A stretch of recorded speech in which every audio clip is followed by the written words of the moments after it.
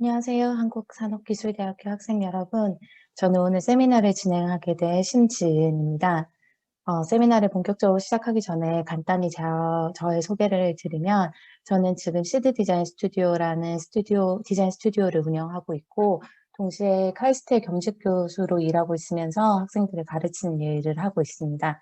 네, 오늘 제가 이렇게 세미나를 맡게 돼서 어떤 주제를 여러분께 알려드리면 좋을지 고민을 많이 하다가, 좋은 디자인을 하는 것도 중요하지만 그거만큼이나 여러분의 디자인을 어떻게 잘 커뮤니케이션 하는지가 정말로 중요하다고 느끼기 때문에, 그거에 대한 노하우를 제 지난 경험을 바탕으로 얘기 드리는 시간을 가질까 합니다. 네, 지금 보시는 이미지들이 이제 제가 실무로 일을 하면서 참여했던 프로젝트들인데요. 지금 보시다시피 뭐 패키지 디자인부터 시작을 해서 뭐 그래픽 디자인도 마찬가지고, 그리고 제품 디자인, 공간 디자인, 또 크게는 건축까지 정말 다양한 범위의 디자인에 참여를 해 왔는데요. 이게 이제 몸소 느끼는 바가 디자이너의 역할이 어떤 하나의 제한적인 영역에 있어서만 지금 필요성을 가진다든지 그런 것이 아니라 정말 다변화돼 있고 많은 곳에서 디자이너의 역할과 니즈가 있다는 것을 많이 느끼고 있습니다. 네. 지금 제가 참여했던 프로젝트들의 파트너들을 대략 이렇게 레이아웃을 해 봤는데요. 지금 보시다시피 굉장히 작은 스타트업부터 시작을 해서 누구나 들으면 알 만한 글로벌 회사들과, 또는 정부 지자체라든지 아니면 비영리 단체, 이렇게 정말 다양한 타입의 파트너들과 함께 일을 해 왔습니다. 제가 이렇게 일을 하면서 느낀 바는, 각각의 파트너들마다 특성이 있고 또 그 안에서 조직을 이루는 구성원들의 차이가 있기 때문에, 저희가 같은 디자인 아웃풋을 내더라고 해도 이걸 커뮤니케이션하는 방법이 각각에 맞춰서 달라졌어야 됐고, 그리고 내부의 어떤 저희가 커뮤니케이션하는 조직, 뭐 예를 들면은 디자인팀과 일을 같이 할 수도 있고, 어떤 경우에 마케팅팀, 어떤 경우에는 뭐 아예 비즈니스팀, 뭐 이런 식으로 다변화된 조직들과 일을 했어야 했기 때문에, 그때마다 디자인을 전달하는 방식이 조금씩은 최적화될 필요성이 있다고 느껴왔습니다. 어 특히나 저런 이제 디자인 결과물들 중에서 저희가 디자인 어워드에 제출을 해서 국제 어워드를 수상한 내역이 23건 정도 되는데요. 그중에는 이제 독일 레드닷 디자인 대상을 포함을 해서 미국 IDA 은상이나 동상, 그리고 일본 굿 디자인에서도 최종 100가지를 품는 베스트 100 어워드까지 수상을 했는데요. 이런 수상을 이제 진행을 하다 보니까, 정말 디자인을 잘하는 것도 중요하지만 그 의도와 목적과 디자인의 우수성을 어떻게 전달하느냐에 따라서 디자인이 더욱더욱 빛을 발하는 순간이 온다는 거를 많이 느낄 수 있었습니다. 지금 이 표를 보시면 이게 아마 대략적으로 다들 비슷한 디자인 프로세스를 거쳤을 거라고 생각을 하는데, 저희 이제 팀에서 주로 사용하는 디자인 프로세스 맵이에요. 그래서 보면은 뭐 백그라운드 리서치부터 시작을 해서 어 저희가 디자인을 해야 되는 프로덕에 대한 연구를 기반으로 해서 그 프로덕을 둘러싸고 있는 마켓 시장과, 그다음에 또 그거를 실제로 사용하는 사용자, 그리고 둘러싼 트렌드, 뭐 이런 것들을 종합적으로 분석을 해서 여기서 디자인의 디렉션이나 기회를 포착을 하고, 또 여기서부터 이제 저희가 디자인 프로세스라고 많이 여기는 뭐 아이디에이션을 통해서 좋은 아이디어를 생각해 내고, 그거를 디렉팅 과정을 통해서 좀 더 구체화시키고, 그리고 여기에 대한 뭐 컬러라든지 머티리얼 피니싱 같은 것들을 스터디를 해서 최종 아웃풋까지 딜리버를 하게 되는데요. 이제 이 모든 맵이 굉장히 복잡하고 오랜 시간이 걸리는 거라는 거는 이미 저도 경험상 많이 잘 알고 있는데, 사실상 이 뒤에 정말 중요한 한 단계가, 자신의 디자인을 진짜 관객과 진짜 어 소비자들에게 전달하는 그 프로세스가 남았다는 거를 많이 관가하고 있는 순간들이 많아요. 그래서 사실상 저희의 파이널 디자인이 나오기까지는 어 어떤 무대로 치자면 백스테이지에 가까운 얘기인 거고, 실제로 저희가 제품을 꺼내서 커뮤니케이션하는 순간이 제품에 있어서 온 스테이지, 그러니까는 무대가 실제로 열리는 순간이라고 생각을 해 주시면 좋을 것 같습니다. 그래서 이 스텝이 저희가 디자인 프로세스에서 많이 놓치고 크게 포함은 하지 않고 뭐 또는 파이널 디자인에 다 포함된 내용이라고 생각을 하지만 저기가 굉장히 오랜 시간과 리파인 과정들이 필요하다는 거를 꼭 기억을 해 두시고 여러분들이 나중에 디자인을 하는 프로세스에 있어서 이 부분을 충분히 감안을 하시고 디자인을 하는 것이 좋습니다. 그러면 이제 저희의 어디언스, 그러니까 관객이 돼 줄 사람들이 누군지를 좀 알면 그 사람들에 맞춰서 이야기를 하는 게 훨씬 더 쉽겠죠. 그래서 우리의 디자인을 실제로 바라보고 평가하는 사람들이 누군지를 조금 살펴보면 첫 번째 카테고리가 비즈니스 피플, 그러니까 뭐 회사의 CEO라든지 뭐 요즘 디자인을 가지고 스타트업도 많이들 하시니까 그런 경우에 투자자들이라든지 그리고 우리의 제품을 실제로 상용화해서 고객들한테 전달하는 커뮤니케이션 과정을 진행을 해 주는 마케터라든지 아니면은 우리의 물건을 사다가 실제 마켓에 뿌려주는 역할을 하는 머천다이저라든지 이런 사람들이 이 영역에 포함이 될 거고, 이분들이 가지는 어떤 관점은 우리의 디자인이 얼마나 상업성이 있는지, 이게 얼마나 어 원활하게 돌아갈지, 그리고 고객들한테 어떤 부분을 어필할 수 있는지 뭐 이런 것들을 주안점으로 보겠죠. 그리고 뭐 우리가 마켓에 적당한 포지션을 가지고 있는지 뭐 이런 것들에 대한 포인트 아웃들을 할 수 있을 것 같습니다. 그리고 두 번째는 매뉴팩처에 관련된 사람들이라고 생각을 하시면 되는데 저희가 어떤 새로운 아이디어를 냈을 때 이걸 가져가서 실제로 공장이나 뭐 아니면은 소규모로 하실 수도 있겠죠. 이런 레벨에서 직접 만들어서 현실화시켜 주시는 분들이라고 생각하시면 되는데 뭐 다양한 엔지니어들, 그리고 저희의 프로덕트이 어떤 제품처럼 tangible한 어떤 게 아니라면은 프로그래머들도 여기에 해당된다고 볼 수 있겠죠. 그런 식으로 봤을 때 이분들의 주된 관점은 이 제품이 얼마나 현실성 있게 만들어졌느냐. 우리가 설계해 놓은 어떤 방식이 현대 기술을 가지고 그리고 제한된 재원 내에서 실현 가능성이 있는지를 주안점으로 보실 거예요. 그래서 많은 아이디어들 그리고 디자이너들이 사실은 싸우게 되는 분들도 매뉴팩처 관련된 부분이 큰데 그 이유가 이제 디자이너들은 최대한 이때까지 없었던 새로운 제품들을 충분히 시도를 해 보고 싶어 하고 이제 거기서 필연적으로 기존의 어떤 생산 방식과 반대되는 개념의 뭔가를 시도를 할 때가 많이 있어요. 그래서 그런 부분에 있어서 매뉴팩처 하시는 분들을 충분히 이해시키고 같은 목적을 보면서 함께 새로운 방법을 찾아낼 수 있는 그런 커뮤니케이션이 정말 중요합니다. 그리고 세 번째 카테고리는 프랙티셔너라고 적어 놨는데, 그러니까 디자인 실무를 하시는 디자인 관련자들이라고 볼 수 있겠죠. 그래서 뭐 비슷한 일을 하는 디자이너나 아니면은 제가 이제 뭐 주니어 디자이너라고 생각을 하면은 저보다 선배 디자이너들이나 아니면 디자인에 대한 최종 결정권을 가지는 디렉터라든지 아니면 뭐 디자인 어워드 같은 경우에는 이 심사를 하는 실제 심사자가 될 수도 있겠죠.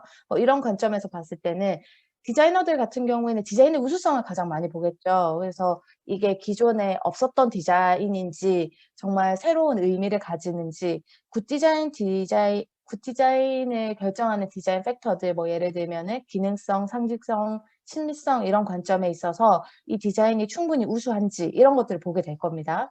그리고 세 번째는 실제로 나의 제품을 사용하게 될 사용자가 되겠죠.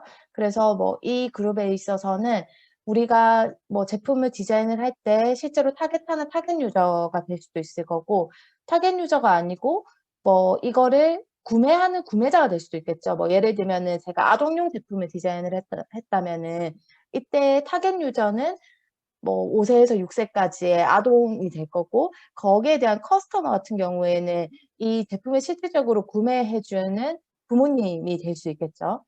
이런 경우나 또는 뭐 그 이케아나 조립식 제품들 같은 경우에는 이 제품을 실제로 설치해 주는 사람들도 유저라고 볼 수 있겠죠. 이런 그 다양한 관점에 있어서 의 통합적인 유저의 개념으로 봐 주시면 좋은데, 이 유저들은 이 시스템이 어떻게 오퍼레이트 되는지, 어떤 시나리오를 베이스로 어 내가 사용할 수 있는지가 가장 주된 관심사가 될 수 있을 것 같습니다. 이런 식으로 다변화되어 있는 이해관계자들 속에서 우리가 정말 완벽한 커뮤니케이션을 이루기 위해서는 이 모든 이해관계자들의 니즈가 어떤 커뮤니케이션의 방법에 있어서 어떤 식으로든 포함이 되어야 된다는 게 중요할 것 같습니다. 네. 앞에서 이제 우리가 커뮤니케이션하는 대상에 대해서 잠깐 살펴봤는데요. 이제는 커뮤니케이션하는 그러면 미디엄은 어떤 것들이 있는지를 한번 살펴볼 수 있는데, 제가 크게 저의 그냥 이거는 뭐 정해진 내용은 아니고요. 저의 경험에 비춰서 구분을 좀 해 봤어요. 그랬을 때 일단 크게는 다이렉트 커뮤니케이션과 인다이렉트 커뮤니케이션으로 나눌 수 있었는데, 다이렉트 커뮤니케이션은 이제 제가 직접적으로 이 저의 얘기를 들어주는 상대가 함께 같은 공간에 있을 때를 이야기를 하는 건 거예요. 그래서 커뮤니케이션의 어떤 자유도가 좀 더 높겠죠. 그래서 뭐 거기에는 크게 두 가지 정도의 다른 방법이 있었는데, 하나는 버벌 프레젠테이션, 그러니까는 프레젠테이션인 거죠. 그래서 뭐 저희의 컨셉을 처음으로 고객 클라이언트에게 전달하는 시점이라든지, 아니면은 뭐 신제품을 소개하는 자리라든지 이런 것들을 생각할 수 있을 거고, 두 번째 전시장 같은 경우에는 실제 이제 제품을 갖다 놓고 고객들이 왔다 갔다 하면서 관람을 할 수 있는 포맷이 되겠죠. 그래서 이런 미디엄들이 있을 수 있고, 인다이렉트, 그러니까는 비직접적인 커뮤니케이션 방법에 있어서는 인터랙티브 콘텐츠라고 돼 있는 부분은 대부분 웹 베이스의 콘텐츠들을 생각을 해 주시면 될 것 같아요. 그래서 웹사이트를 통한 커뮤니케이션이나 뭐 요즘은 유튜브 같은 채널들을 통해서 비디오 커뮤니케이션 같은 것들도 적극적으로 활용을 하고 있죠. 그리고 여기에 좀 반대되는 개념이 스태틱한 콘텐츠들인데, 여기에는 이제 프린트된 어떤 아웃풋들 같은 것들을 생각을 해볼 수 있을 텐데, 이거 같은 경우에는 콘텐츠가 한번 정해지면 바뀔 수가 없고, 그리고 할애되는 지면의 크기나 이런 것들이 굉장히 제한적이기 때문에 콘텐츠의 내용들이 굉장히 집약적이어야 되는 내용들이 있습니다. 그에 반해서 인터랙티브 콘텐츠 같은 경우에는 이제 뭐 실제로 보는 관객들이 얼마나 머물지는 우리가 결정할 수 없지만, 우리가 스크롤 같은 거를 무한대로 만들면은 내용들을 무한히 에딩을 할 수 있잖아요. 그리고 비디오 같은 경우에도 이제 담을 수 있는 내용이 굉장히 더 많아지는 건 거죠. 근데 그 많은 내용들을 어떻게 스태틱한 콘텐츠에 잘 옮겨 담는지가 또 굉장히 중요한 포인트가 될 수 있습니다. 네, 그래서 제가 이 네 가지의 다른 영역의 커뮤니케이션 미디엄을 가지고 우리가 한 가지 프로젝트로 어떤 식의 다른 표현 방법들이 있는지를 좀 보여 드리면 도움이 되실 수 있을 것 같아서, 제가 더 웨이브 톡이라는 스타트업 회사와 함께 일했던 내용을 예시로 한번 보여 드리려고 합니다. 웨이브톡이라는 회사는 이제 스타트업 회사이고요. 광학 기술을 기반으로 해서 어떤 우리 일상 속에 있는 미생물을 검출해내는 제품을 개발을 하고 있는 회사였어요. 그래서 사실 이때 이제 회사의 성격의 경우에는 기술은 이미 있는 상황이었고, 이 기술을 기반으로 B2B 비즈니스, 그러니까 비즈니스 투 비즈니스 기반의 사업들을 진행을 해 오고 있었는데, 뭐 예를 들면은 큰 상수도 같은 곳에 검출기를 설치를 해서 어 그런 매크로 개념에서 이 물의 퀄리티가 얼마나 좋은지 이런 것들을 체킹하는 장치로 활용이 되고 있었는데, 이때 이제 회사에서 의뢰한 바는 이런 기술을 기반으로 좀 더 B2C 산업, 그러니까 비즈니스 투 커스터머 산업으로 넘어가고 싶어 하는 내용이 있었었고, 그에 맞춰서 저희가 어떤 가정에 있는 사람들이 불안해하는 다양한 환경들, 가정 환경들에서 미생물을 검출해낼 수 있는 이런 모듈 시스템을 개발을 했었는데요. 간단히 설명을 드리면 이 왼쪽에 보시는 이미지가 그 카메라를 실제로 미생물을 검출해내는 카메라를 가진 카메라 모듈이고요. 그 옆에 여기 보시면 워터 모듈, 패브릭 모듈, 에어 모듈이라고 써 있는 부분에 있어서 이 각 모듈 개별 모듈들을 카메라 모듈에 어태치를 하면 각각의 기능으로 수행을 할 수 있게 만든 시스템을 저희가 제안을 드렸습니다. 그래서 이게 이제 전반적인 아웃풋에 대한 설명이고, 저희가 이 작업은 CES에서 이노베이션 어워드도 수상을 했었고, 그리고 미국 IDA 어워드에서 파이널리스트로 선정되기도 했습니다. 이제 이런 거 같은 경우에는 제일 처음 보여드린 내용은 버벌 프레젠테이션에 대한 내용인데요. 지금 보여드릴 자료는 저희가 실제로 이제 더해부톡의 파이널 프레젠테이션에 있어서 이제 컨셉 프레젠테이션 저희가 이런 결과물을 냈습니다라고 실제로 보여드렸던 내용이에요. 보시면 되게 여백의 미가 있죠. 그래서 제품을 처음 보여주는 상황이기 때문에 제품에 대한 인상 같은 것들을 충분히 전달을 할 수 있는 이미지들을 마련을 하고요.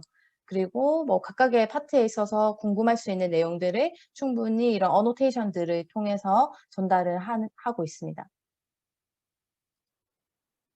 그리고 이런 식으로 기본 모듈이 있을 때 옆에 물을 검출할 수 있는 모듈, 그다음에 패브릭에 있어서 진드기를 검출할 수 있는 모듈, 그다음에 미세먼지를 검출할 수 있는 에어 모듈, 이런 식으로 교체가 가능하다라는 내용을 설명을 드렸고요. 그리고 이게 붙는 방식에 있어서 안쪽에 디테일한 뷰들을 충분히 보여드릴 수 있었죠. 네, 이런 식으로 양쪽이 체결이 된다. 그리고 물 검출 방법에 있어서는 이제 뒤쪽 영역에 있어서 물 샘플을 넣는 부분이 있는데, 여기서 이제 그 각 파트에 좀 더 디테일한 부분들을 가지고 와서 상세히 설명을 드리고 있는데, 여기에 이제 물을 실제로 추출해내는 주사기 부분에 대한 내용도 충분히 자세히 설명을 드릴 수 있게 되었습니다. 그리고 이 제품이 어떤 식으로 메인 바디에 다시 어태치되는 부분에 있어서도 주사기에 물을 담은 다음에 이런 식으로 꽂고 위쪽에 주사기만 분리시키면 아래쪽 샘플에 손이 전혀 닿지 않고 깨끗하게 분리시킬 수 있습니다. 뭐 이런 내용을 전달을 드렸고요. 그리고 시나리오 베이스에 있어서도 어떤 순간에 그럼 이 제품이 필요한지, 그리고 필요한 순간에 어떻게 활용이 되는지를 설명을 충분히 드릴 수 있었는데, 각 세퀀스를 이제 충분히 한 장에 크게 할애를 해서 처음 보시는 분들이 충분히 이 개념에 대해서 이해할 수 있도록 전달을 드렸고요. 이제 뭐 첫 장 같은 경우에는 이 제품이 필요한 상황에 대해서 처음 얘기를 드렸죠. 그래서 엄마가 아기의 분유를 타려고 하는데 이 물이 정말 깨끗한지 이제 의심이 되는 건 거죠. 그랬을 때 이제 우리의 이 디바이스를 활용을 해서 물을 처음에 샘플을 이렇게 추출을 해내고 이걸 기기에 넣어서 검출을 시작을 하면 이 물이 깨끗한지 아니면 위험한지에 대한 결과를 이렇게 인터페이스를 통해서 전달을 해 주고 있고, 그래서 뭐 이렇게 깨끗한 경우에는 이런 식으로 "세이프하다."라는 메시지를 줘서 더 이상의 사용자가 불안감 없이 물을 마실 수 있게 해 주고, 반대로 여기에 뭔가 미생물의 수치가 우리의 예상 수치보다 안전 수치보다 높은 경우에는 경고성 멘트를 주면서 사람들이 넥스트 스텝으로 이 물을 끓인다든지 아니면은 아예 물을 교체를 한다든지 뭐 이런 방법들을 취할 수 있도록 메시지를 전달을 하고 있게 됩니다. 지금 보시다시피 이제 화면의 구성이나 내용이 굉장히 심플하죠. 뭐 내용이 그렇게 막 복잡하게 많이 들어가거나 텍스트를 막 많이 넣어 가지고 많이 읽게 만드는 콘텐츠들은 거의 없다고 보시면 되는데, 그 이유는 일단 버벌 프레젠테이션 같은 경우에는 대부분의 일단 참석자들이 이 디자인에 대해서 궁금하신 분들이 참석을 하신 상태가 전제이기는 해요. 뭐 가끔씩 안 그런 경우도 있기는 한데, 기본적으로는 모두가 일단은 처음 시작 단계에서는 저희의 콘텐츠에 집중을 하고 있는 상황이라고 산정을 할 수 있고, 그리고 뭐 저희가 뭐 30 분이면 30분 아니면 1 시간이면 1 시간 충분히 정해진 시간을 놓고 계획성 있게 발표를 할 수 있기 때문에 이제 그런 거에 있어서 콘텐츠 간의 여유를 충분히 둘 수 있는 여지가 있습니다. 그럼에도 불구하고 만약에 이 프레젠테이션에 굉장히 많은 텍스트들을 넣게 되면은 이제 사람들의 주의력 자체가 제가 얘기하는 콘텐츠에 집중을 하는 게 아니라 화면을 자꾸 읽게 돼요. 그래서 더 이상 이게 제가 말로 하는 설명의 중요성이 점점 떨어지게 되는 건 거죠. 그래서 저희가 버벌 커뮤니케이션의 프레젠테이션에 있어서 프레젠테이션을 구성하는 주안점은 제가 말하고자 하는 바를 충분히 잘 설명하고 있는 깨끗한 이미지와 그리고 적당한 분량의 텍스트들, 그러니까 필요한 순간에는 원하는 정보들을 찾을 수 있긴 있어야 되거든요. 그래서 작은 글씨지만 그런 설명을 도와줄 수 있는 요소들을 한다는 점이 중요할 것 같습니다. 그래서 가장 중요한 점은 프레젠테이션 하는 동안에 사람들의 주의력이 떨어지지 않게끔 해 주는 콘텐츠를 준비한다는 게 중요한 포인트인 것 같아요.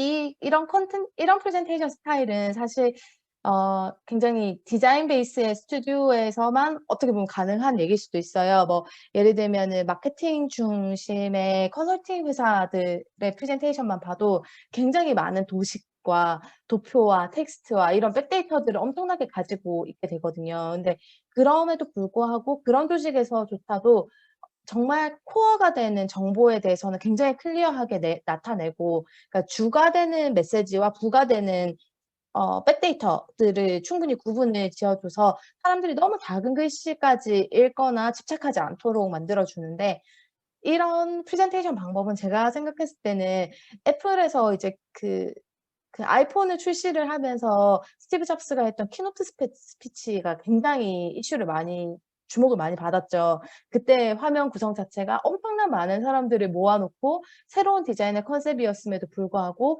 정말 하얀 바탕에 제품 하나만 띄워 놓고 나머지 부분을 다 구두로 충분히 잘 설득력 있게 전달하는 모습을 보면서 '아, 화면에 많은 요소를 담을 필요가 없구나.'라는 좀 한 번에 그 프레젠테이션에 대한 전환점이 됐던 스피치였던 것 같아요.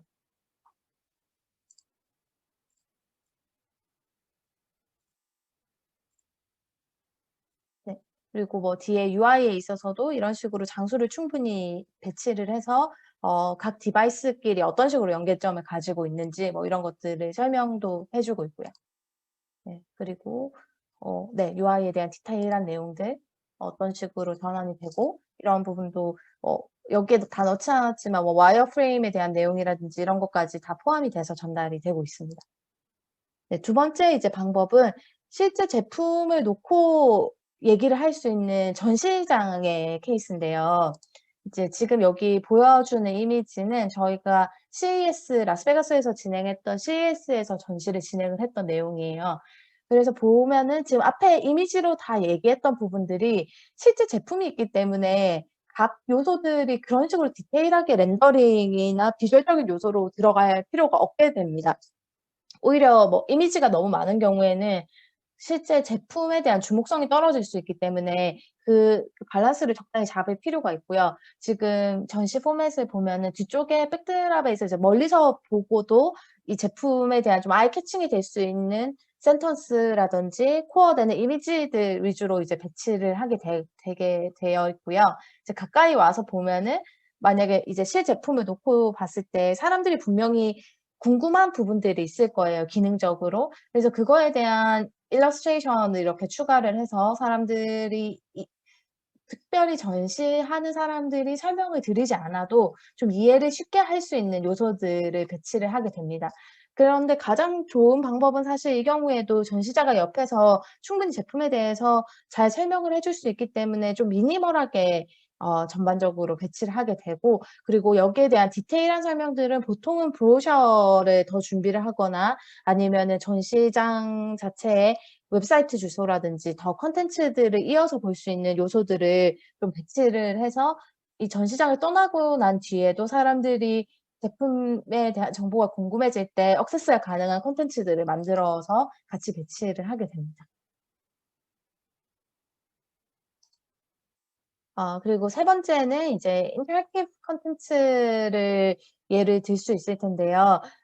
제가 이제 예시로 준비한 거는 인터랙티브 콘텐츠 하면 일단 가장 쉽게 생각할 수 있는 게 웹 베이스 콘텐츠라고 생각을 하면 될 것 같아요. 그래서 여러분들도 요즘 이제 디자인 전공하는 학생들 같은 경우에는 비엔스 같은 포트폴리오 사이트를 플랫폼으로 해서 자기의 결과물들을 많이 전달을 하는데, 그 프레젠테이션의 구성 방식을 보면은 역시나 되게 미니멀하게 한 장당 그렇게 많은 내용들을 넣지를 않는데, 그게 정보에 대한 소화 능력이 어차피 사람들이 하나의 페이지에서 소화할 수 있는 양이 그렇게 많지 않기 때문에 여유 있게 이제 배치를 해 가면서 그 대신 장수를 많이 늘려서, 그러니까는 스크롤을 길게 하겠죠. 길게 하면서 사람들이 오랫동안 자기의 페이지에 머물면서 콘텐츠를 충분히 볼 수 있게 하는 장치들을 많이 하고 있는데, 이제 제가 오늘 준비한 내용은 저희가 더 웨이브톡을 가지고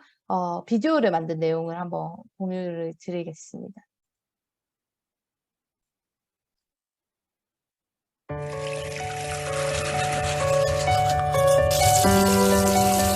The water you drank.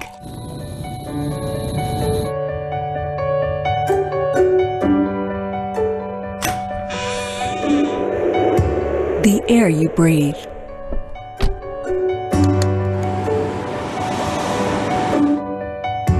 And the blanket that tucks you in.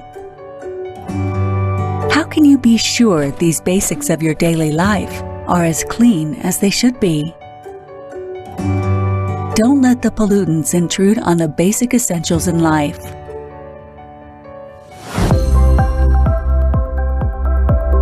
A portable smart IoT sensor, the WaveTalk, protects you against unhealthy contaminants, including bacteria, dust particles, and mites. It detects pollutants in your drinking water, air you breathe, and fabrics you wear.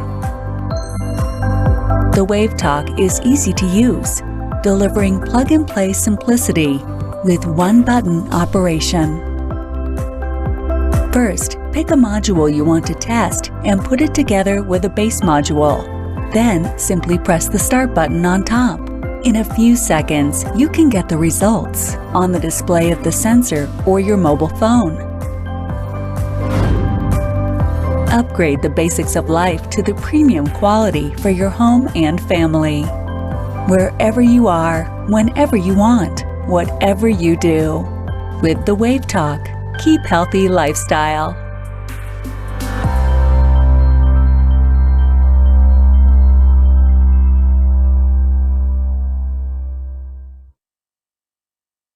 앞에서 굉장히 오랜 시간과 많은 이미지들을 바탕으로 설명해야 되는 내용들이 실제로 비디오를 촬영을 하게 되면은 다양한 장소에서 많은 콘텐츠들을 잘 촬영을 해서 굉장히 압축적으로 하나의 비디오로 만들어낼 수 있기 때문에 원하는 내용들을 정말 잘 담을 수 있고, 잘 기획을 한다면 정말 파워풀한 디자인 미디엄이 될 수 있을 것 같 될 수 있습니다. 그리고 이러한 경향성, 그러니까 비디오로 디자인을 프레젠테이션하는 경향성은 앞으로 더 커질 것 같은 생각이 드는데요. 이제 저희 유튜브 기반의 콘텐츠들이 원체 강세를 이루고 있기 때문에 사람들이 더 이상 뭔가 콘텐츠를 천천히 읽어가는 거보다는 스트리밍하는 거 자체에 굉장히 익숙해져 있어서 포맷이 점점 더 이쪽으로 shifting되지 않을까 싶은 생각은 들고 있고요. 그런 관점에서는 이제 저희도 현업에서 이런 비디오 포맷으로 최종 전달을 하는 거를 더 많이 활용을 해 보고자 노력을 하고 있습니다.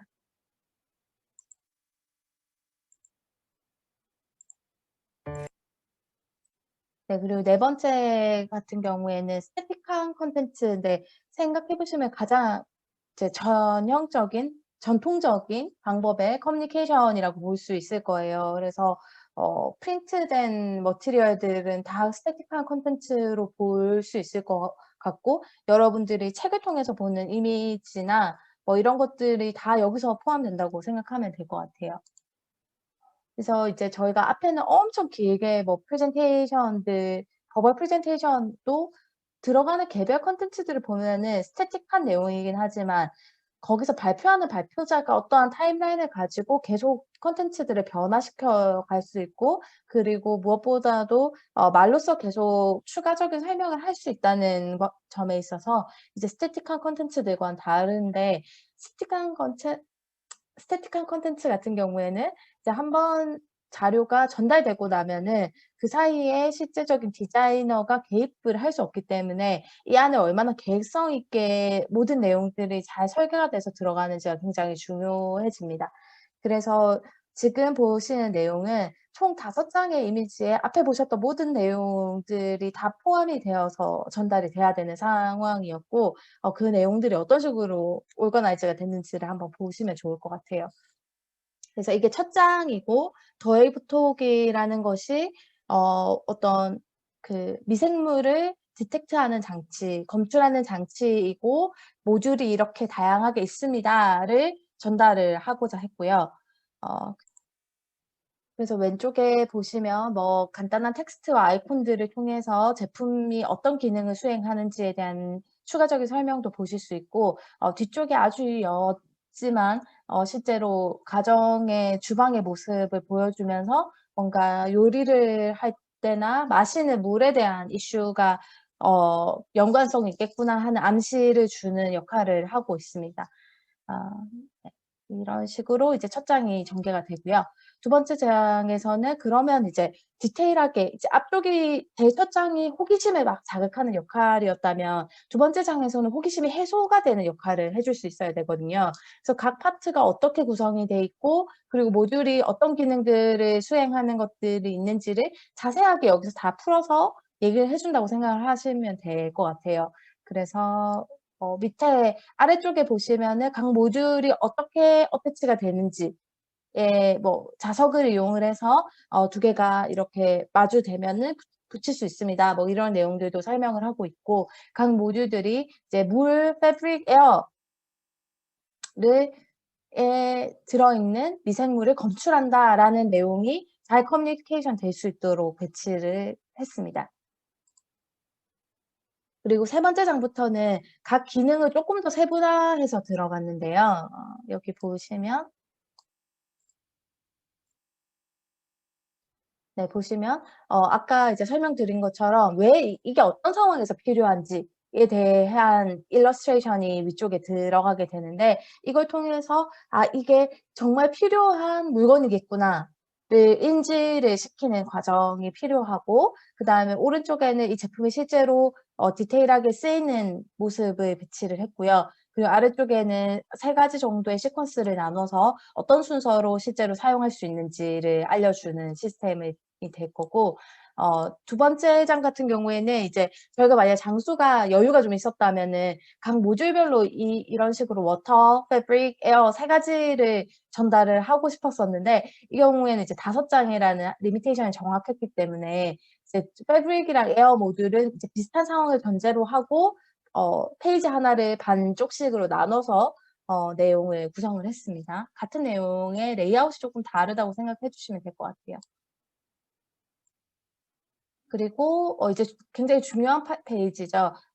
이 제품이 이런 기능을 하는 건 알겠는데 '이게 진짜로 되는 제품이야?'라는 의심을 할 가능성이 굉장히 커요. 왜냐하면 그런 컨셉들이 굉장히 많이 나올 수 있기 때문에. 근데 우리는 실제 기술을 기반으로 했던 디자인이었고 잘 워킹이 되는 상황이었기 때문에, 그러면 그게 어떻게 되는 건지를 충분히 사람들에게 전달을 해 주는 내용이 필요했습니다. 그래서 지금 보시는 것처럼 각 파트가 어떻게 이루어져 있고 내부 구조가 어떤 식으로 되어 있기 때문에 실제로 이런 식으로 검출이 일어나는지를 지금 안쪽이 약간 빛이 있는 이런 투영된 렌더링을 통해서 잘 설명을 하고 있습니다. 그래서 뭐 안쪽에 이런 렌즈가 구성이 돼 있고, 렌즈가 어 그 레이저가 나가는 부분이 있고, 그리고 그 레이저가 안쪽에 이제 물 쪽에 반사가 돼서 그 안에서에 있는 미생물들을 검출한 다음에 실제 카메라 렌즈로 다시 들어가서 안쪽에서 분석을 한다. 그 분석에 대한 결과물을 위쪽에 디스플레이로 보여준다. 이런 내용들을 설명을 하고 있습니다, 전체적으로. 네, 이런 식으로 지금 앞에 이제 첫 장에서 사람들에게 호기심을 자극하고, 두 번째 장에서 전체 시스템에 대한 개략적인 내용을 파악할 수 있게 해 주고, 세 번째, 네 번째 장에서는 각 모듈에 대한 자세한 아주 인덱스한 설명들, 그래서 이 제품이 어떤 상황에서 쓰고 어떻게 쓰는지까지 모두 커버가 될 수 있도록 내용 구성을 하고 있고요. 그리고 다섯 번째 장에서 이게 실제로 어떤 식으로 작동하는지를 보실 수 있다고 생각을 하면 될 것 같아요. 그래서 뭐 예를 들면은 앱 같은 경우에 버벌 프레젠테이션 같은 경우에는 장수를 굉장히 나눠서 이 어플리케이션에 대한 것만 충분히 주목성 있게 구성을 할 수 있었다면, 지금의 이 다섯 장 내에서 포함되는 내용에 있어서는 이런 하나의 파트에 대해서만 따로 설명할 수 있는 그 영역을 구성하는 게 굉장히 어렵기 때문에, 이런 식으로 시나리오상에서 자연스럽게 그 각 요소들을 설명해 줄 수 있는 장치들을 배치를 하게 됩니다. 네. 그래서 이 네 가지 커뮤니케이션 미디엄에 대해서 앞에서 예시를 통해서 한번 어떤 특징들이 있는지 한번 살펴보는 시간을 가졌고요. 그중에서도 이제 사실 다른 버벌 프레젠테이션이나 뭐 전시나 인터랙티브 콘텐츠 같은 경우에는 콘텐츠를 구성하는 방법에 대한 자유도가 상당히 높다고 볼 수 있어요. 그래서 다양한 시도들을 해볼 수 있고, 원하는 방법으로 잘 커뮤니케이션을 할 수 있는 성공률이 높다고 볼 수 있는데, 이제 사실 가장 전통적이지만 가장 어려운 게 저는 스태틱한 콘텐츠를 만들어내는 내용인 것 같아요. 왜냐하면 콘텐츠에 대한 변형도 어렵고, 지면의 제한도 너무 크고, 그리고 사람들이 소화해내야 되는 정보량에 대한 컨트롤도 디자인 레벨에서 충분히 이루어져야 되는 부분들이 있는데, 또 이게 중요한 파트인 것이 아직까지 대다수의 메이저한 디자인 어워드들의 필수적인 어떤 서브미션 조건이 이 스태틱한 콘텐츠로 제출을 하게 돼 있어요. 그래서 제가 앞에 다섯 장으로 얘기 드렸던 더 웨이브 톡 같은 경우에도 이게 저희가 다섯 장을 맞출 수밖에 없었던 것이, IDA라는 미국 디자인 어워드의 어 출품의 리미테이션이 이미지 다섯 장이 기본이거든요. 그러니까 다섯 장 안에 우리가 전달하고 싶은 모든 거를 다 전달을 해야 되는 건 거예요. 그래서 그 외적으로 이제 저희가 또 같이 제출하는 텍스트들이 있는데, 진짜 그거는 정말 약간 디스크립션 형식의, 그것도 글자 수가 다 제한되어 있는 디스크립션들이어서 이미지적으로 심사위원들이 충분히 이해할 수 있는 머티리얼은 이 다섯 장밖에 없다고 생각을 하시면 될 것 같아요. 그래서 어 어워드들 중에 비디오를 같이 내게 돼 있는 경우들도 있긴 있어요. 근데 대부분의 경우 비디오는 추가적인 머티리얼로 선정이 되게 돼 있어서, 필수적인 심사 환경에 있어서 이제 필수적으로 보는 것들이 저 코어한 이미지 다섯 장에서 많이 내는 어워드가 제 기억으로는 한 일곱 장 정도까지 낼 수 있게 돼 있었거든요. 그래서 그 사이에서 우리의 모든 컨셉과 뭐 배경과 사용 방법이라든지 이런 모든 내용들이 정말 짧은 시간 안에 커뮤니케이션이 될 수 있어야 성공적인 디자인 어워드 출품으로서의 의미가 생길 수 있게 됩니다. 그래서 이게 보통 디자인 어워드 심사당의 모습이 이런 식이에요. 이제 이거는 그냥 제가 구글 이미지로 찾은 건데, 사실 제가 봤을 때는 지금 여기 보는 이미지들은 2차 스크리닝의 상황이어서, 그러니까 왜냐면 실물들이 지금 같이 보통 배치가 돼 있잖아요. 그래서 실물은 1차 심사를 통과하고 2 차가 되면은 요구하는 어워드들이 있어요. 이거조차도 실물을 아예 안 받는 어워드들도 있긴 있는데, 여기 지금 예시들은 실물을 받아서 전시를 해서 심사를 하는 포맷이었던 것 같고, 1차 심사는 아마 이거보다 더 심한 상황으로 거의 벽면에 그 저희가 제출하는 이미지들이 붙여져 있거나, 아니면 굉장히 빠른 속도로 이미지들이 지나가면서 심사위원들이 평가를 하게 될 거예요. 그래서 엄청나게 많은 데이터들을 한 번에 심사위원들이 보게 되기 때문에 그 짧은 시간 안에 어떻게 잘 임팩트를 남기는지가 수상에 결정적인 영향을 끼칠 수 있게 됩니다. 그래서 저희가 많은 수의 어워드들을 제출해 보면서 나름대로의 노하우를 가지고 있는 내용들을 구성을 해 봤어요. 그래서 "이런 내용들은 거의 반드시 들어가야 됩니다." 네, 약간의 체크리스트라고 생각을 해 주시면 될 것 같아요. 그래서 디자인 어워드 보드를 제출을 할 때 저희가 주덱에 넣는 내용이 이 5 가지 정도가 될 텐데, 첫 번째는 글래머러스 샷이라고 해서 약간의 광고 이미지 같은 것들을 생각해 주시면 될 것 같아요. 네, 아까 보여드렸던 더 웨이브 톡 같은 경우에도 첫 번째 페이지가 이런 역할을 해 주는 건데, 글래머러스 샷은 말 그대로 가장 제품이 글래머러스해 보이는 이미지를 구성을 해서 사람들에게 이게 매력적으로 느껴지게 하고 호기심을 자극을 해서 '아, 나 이 제품에 대해서 더 알아보고 싶다. 이 디자인에 대해서 더 이해해 보고 싶다. 뭔가 재밌을 것 같다.' 그리고 약간의 힌트. 그래도 이게 뭔가 뜬구름 잡는 어떤 그런 되게 베이그한 내용이 아니라 '구체적인 어떤 컨셉을 가지고 있구나. 그 컨셉이 뭔 것 같다.'라는 유추를 해볼 수 있는 샷을 준비를 하게 됩니다.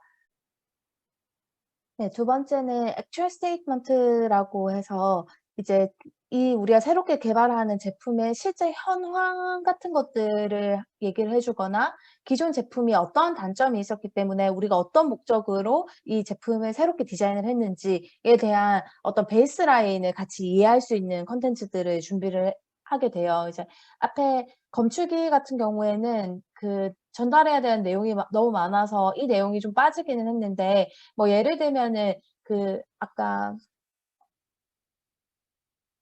보셨 여기에 보시는 이 뭐 엄마가 되게 분유를 탈 때 혼란스러워하는 모습에 대한 illustration, 그리고 이 물이 세이프할까 안전할까에 대한 이런 메시지 같은 것들이 이런 현황에 대한 어떤 약간의 힌트를 준다고 생각해 주시면 될 것 같아요. 그래서 현재 문제가 뭐고 우리가 어떤 방식으로 풀어갈지에 대한 내용이 여기에 담긴다고 보시면 됩니다. 그리고 세 번째는 이 제품에 대한 모든 호기심을 해결해 줄 수 있는 이 제품이 무엇인지 클리어하게 밝혀 주는 What it is에 대한 내용인데요. 여기에 대해서는 우리의 제품이 왜 어떤 특장점을 가지고 있고, 그리고 어떤 부분에 있어서 기존의 제품과 다르고, 어떤 부분에서 더 우위점이 있고 어떤 부분에서 더 효율적인지를 굉장히 많이 강조를 해 주면 되는데, 그러니까 모든 키워드들을 다 동원을 해서 제품에 대한 이해를 충분히 이끌어내고 핵심적인 단어들이 이걸 본 사람들 머릿속에 남을 수 있게 해 주는 영역이 됩니다. 그리고 네 번째 장은 이 제품이 어떤 식으로 실제로 워킹이 될 수 있는지에 대한 내용인 How it works에 대한 내용인데, 여기에는 우리가 사용한 기술이 어떻게 되어 있고 어떤 식으로 하면은 이 제품을 실제로 양산을 할 수가 있고, 그리고 스트럭처가 어떻기 때문에 우리가 다른 기존 제품들보다 더 낫다라고 얘기할 수 있는지, 그리고 새롭게 사용한 머티리얼이 있다면 그 머티리얼에 대한 재료에 대한 충분한 이야기들도 해줄 수 있는 장이 될 것 같아요. 그리고 다섯 번째 장은 How to use에 대한 부분인데, 이거 같은 경우에는 사용자가 어떤 시퀀스로 이 제품을 쓸 수 있게 되고 어떤 환경에서 쓸 수 있게 되고, 그리고 더 나아가서는 이 제품이 실제로 운영될 때 어떤 식으로 되면 좋은지에 대한 비즈니스 맵이 들어가기도 합니다.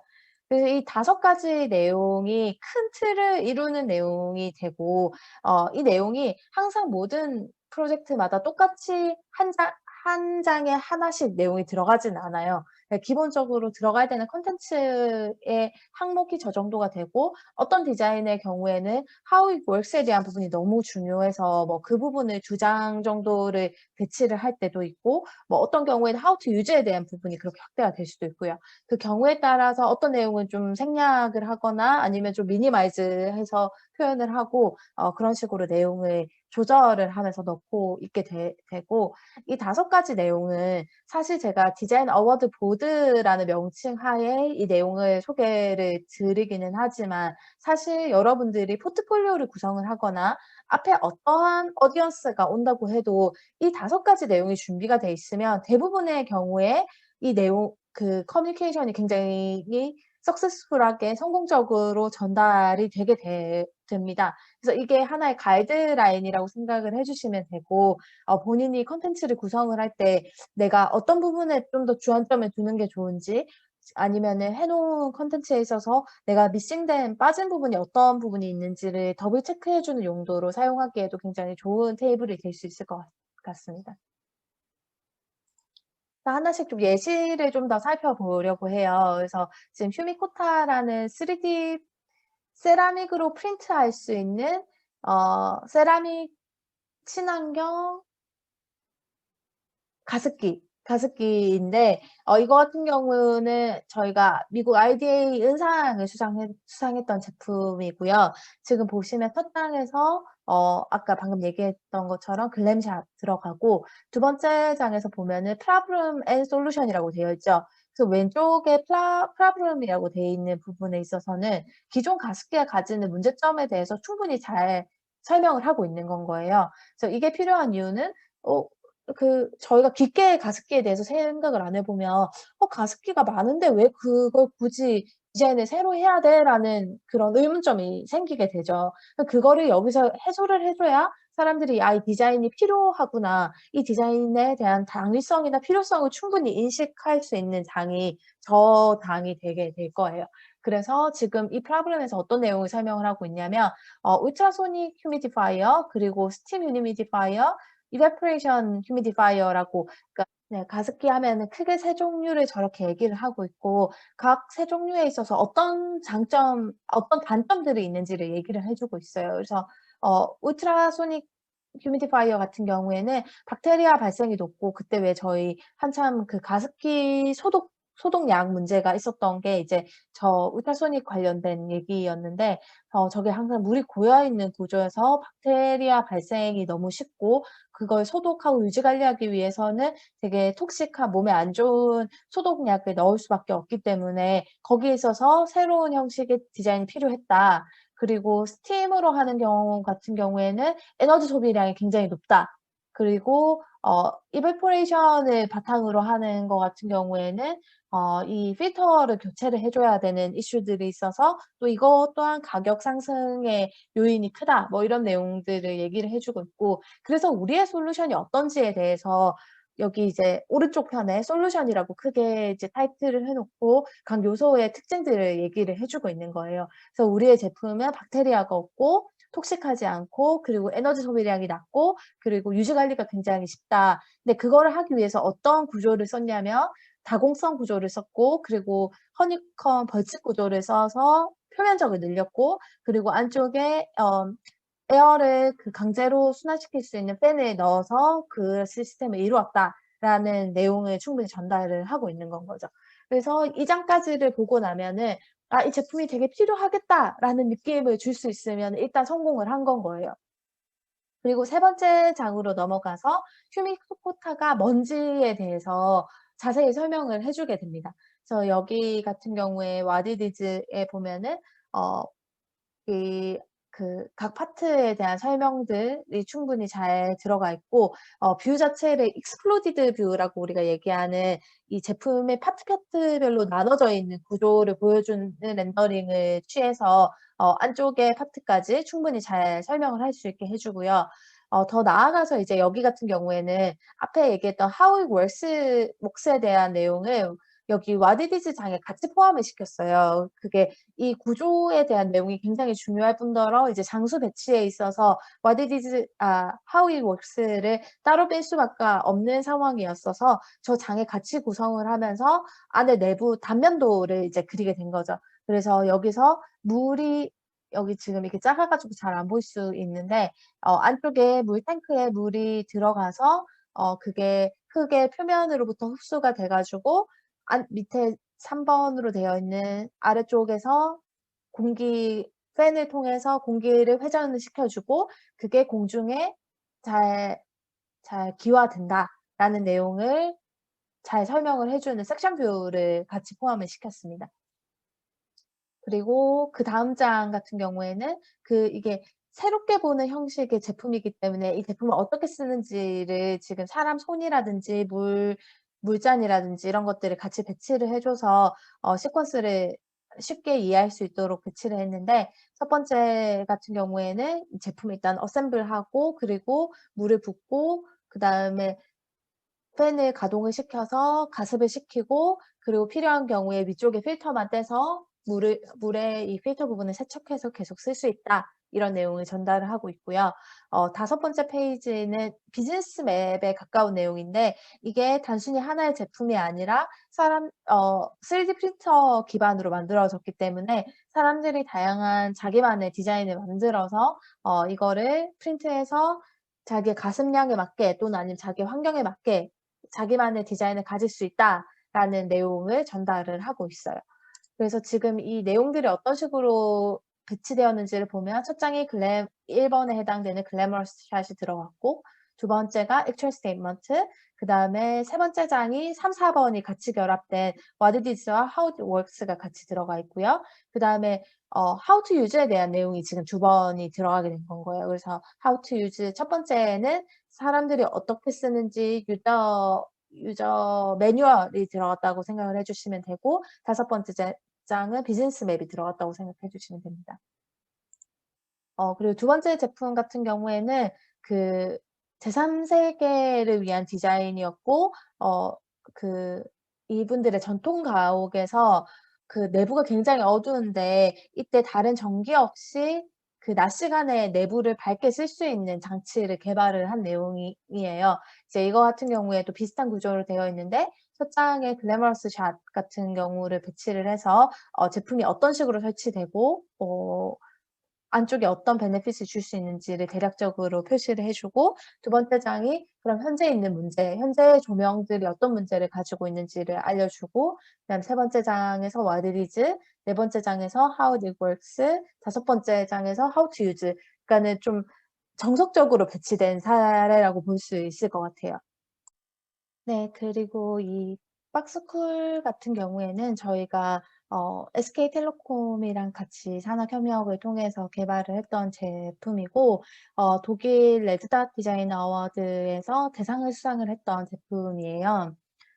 지금 보시면 이것도 구성에 있어서는 첫 번째 장은 글램샷이 들어가고 두 번째 장 같은 경우에는 액츄얼 스테이트먼트가 빠졌는데 이제 이게 어떤 이 제품에 대한 당위성 같은 거를 당위성이나 필요성을 입증을 할 때 기존 시스템과 이제 비교를 통해서 이게 필요하다라는 거를 확인시켜 줄 때 보통은 그 액츄얼 스테이트먼트 장이 굉장히 중요하게 들어가게 되는데 이거 같은 경우에는 제품이 이제 경쟁 상대라고 할 만한 제품이 특별히 없었으므로 현 상황에 대해서 알려줄 수 있는 그 내용만 간단하게 텍스트로 들어가고 what it is에 대한 내용을 좀 더 강조해서 특히 이 장 같은 경우에는 이렇게 트럭 한 대에 컨테이너를 두 대를 싣고 가면 어디서든지 교실을 만들어낼 수 있다라는 부분을 좀 더 강조해서 표현을 했던 것 같아요.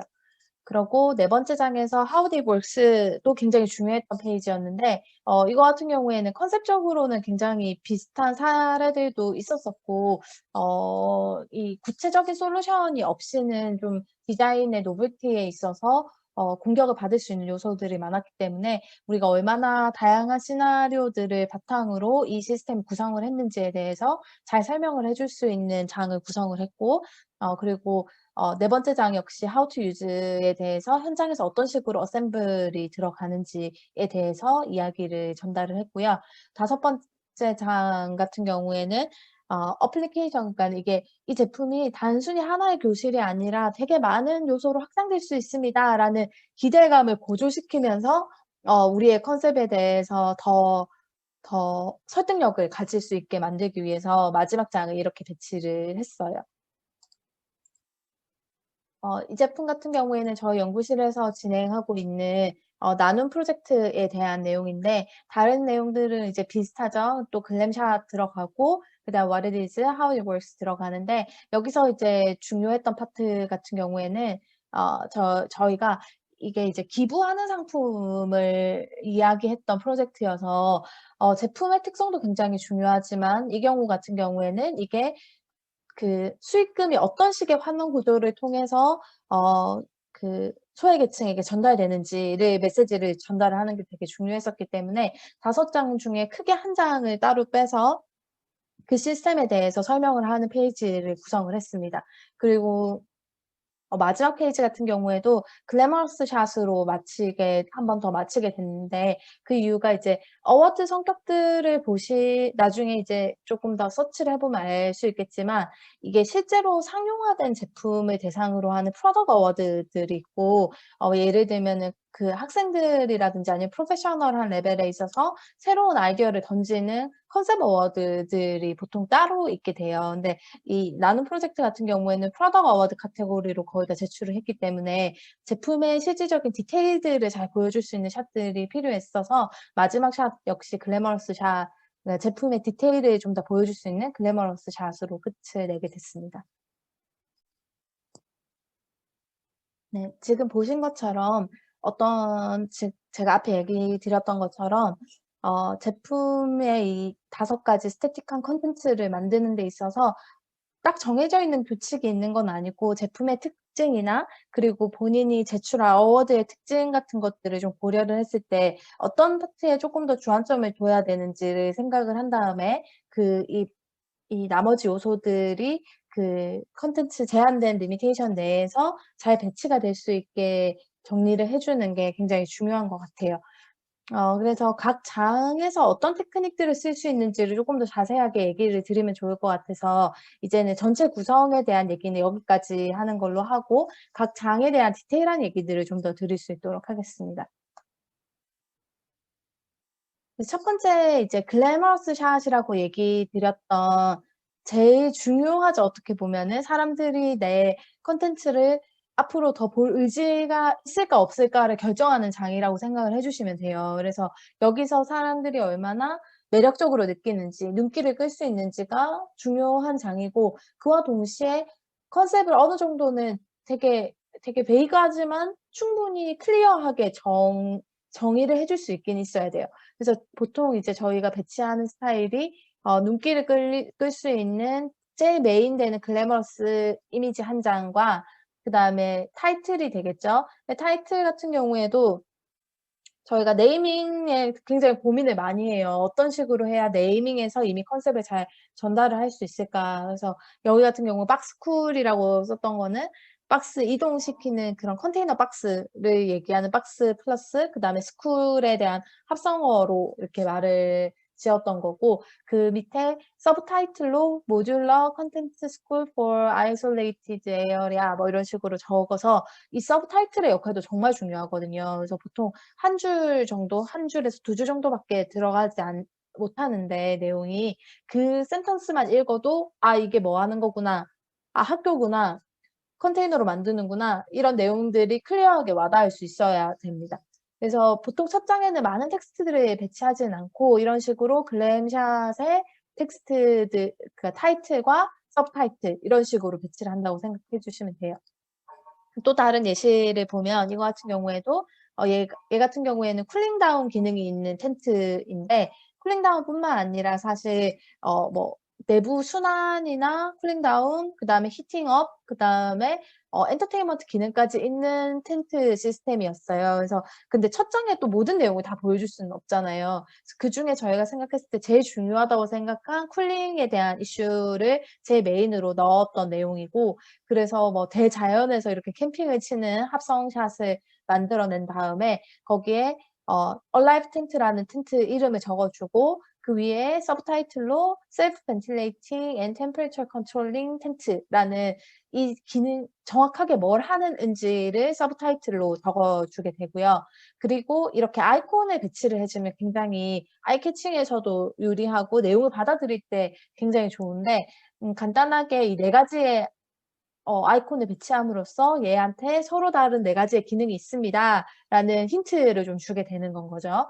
그렇게 해서 실제로 얘를 적용을 하면 15% 정도의 온도를 떨어뜨리는 기능을 하게 됩니다.'라는 내용을 이런 화살표나 또 추가적인 아이콘을 배치를 해서 충분히 설명을 해줄 수 있게 돼요. 음. 그리고 이 스노우 에너지 같은 경우에도 어 펠티어 소자라는 전기 온도 차로부터 전기를 발생시키는 그 테크놀로지가 있어요. 그래서 그걸 바탕으로 야외에서 쓸 수 있는 그 자가 발전이 가능한 램프를 디자인을 한 내용인데 여기에서도 여기 글램샷 같은 경우에는 좀 들어가야 되는 내용이 많았어요. 앞에 거보다 이제 뭐 이게 그냥 꽂혀만 있으면은 그냥 마치 충전을 해 와서 그냥 쓰는 제품처럼 보일 수 있기 때문에 이렇게 뒤에 뜨거운 물을 넣는 씬들을 넣어 가지고 실제로 얘를 뜨거운 물을 붓고 그다음에 차가운 곳에 두면 그 사이의 온도 차로부터 전기가 발생이 됩니다라는 스토리텔링이 이 씬 내에서 될 수 있도록 요소들을 배치를 한 건 거죠. 그래서 지금 약간 아주 작지만 뒤에 보면은 텐트 안에 이렇게 매달려 있는 제품도 있잖아요. 이런 식으로 뒤에 백그라운드 구성들을 잘 해 주면 되게 작지만 힌트가 될 만한 요소들을 충분히 잘 배치를 할 수 있게 됩니다. 그리고 이거는 스트링 쿨러라고 어 강물에 저희 이제 계곡 같은 데 가면은 수박 같은 거 강물에 띄워 놔서 시원하게 먹으려고 하잖아요. 근데 그런 거를 좀 더 빠르게 해줄 수 있는 장치를 개발할 수 없을까 해서 이렇게 깔때기 구조로 유속을 높여 줘서 안에 내용물이 더 빨리 식게 만드는 그 일종의 그 자연식 냉장고 같은 거를 개발을 한 내용이에요. 그래서 이거 같은 경우에도 내용의 구성 글램샷의 구성을 보면 뭔가 물결 같은 것들을 이렇게 합성을 해 가지고 '이게 something 새로운 건데 물과 관련된 건 거구나.'를 보여주고 안쪽에 뭐 과일 같은 게 들어있는 모습 같은 것들을 보여서 어떤 콘텐츠들을 컨테인할 수 있는지를 보여주고 그랬을 때 얘가 그러면은 무슨 마법 장치가 아니고서야 어떻게 물을 빨리 흐르게 해서 '어떻게 빨리 식히지?'라는 이제 의문점이 생길 때 이게 이제 이런 에어포일 섹션이라고 하는 그러니까 그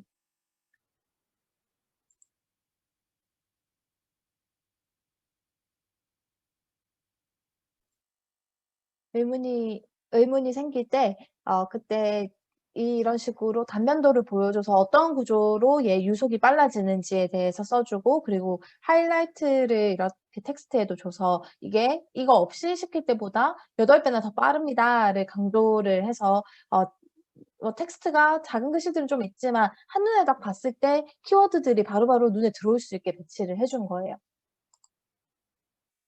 그리고 이거 같은 경우에는 T2B라고 해서 어 폐지로 만든 휴지통, 쓰레기로 만든 쓰레기통이라는 컨셉을 가진 제품이었는데 얘 같은 경우에는 지금 글램샷의 분위기가 앞에 보여드렸던 것들이랑 좀 다르죠. 되게 인포그래픽적으로 표현이 된 제품이었는데 어떤 제품 같은 경우에는 이런 식으로 표현을 해 주는 편이 훨씬 커뮤니케이션에 좋을 때도 있어요. 이거 같은 경우에도 ID에서 은상을 수상을 했었는데 첫 장에서 보면서 '아 바로 이게 폐지로 만든 휴지통이구나.' 라는 커뮤니케이션이 바로 될 수 있도록 배치를 하는데 굉장히 심혈을 많이 기울였던 제품인 것 같습니다.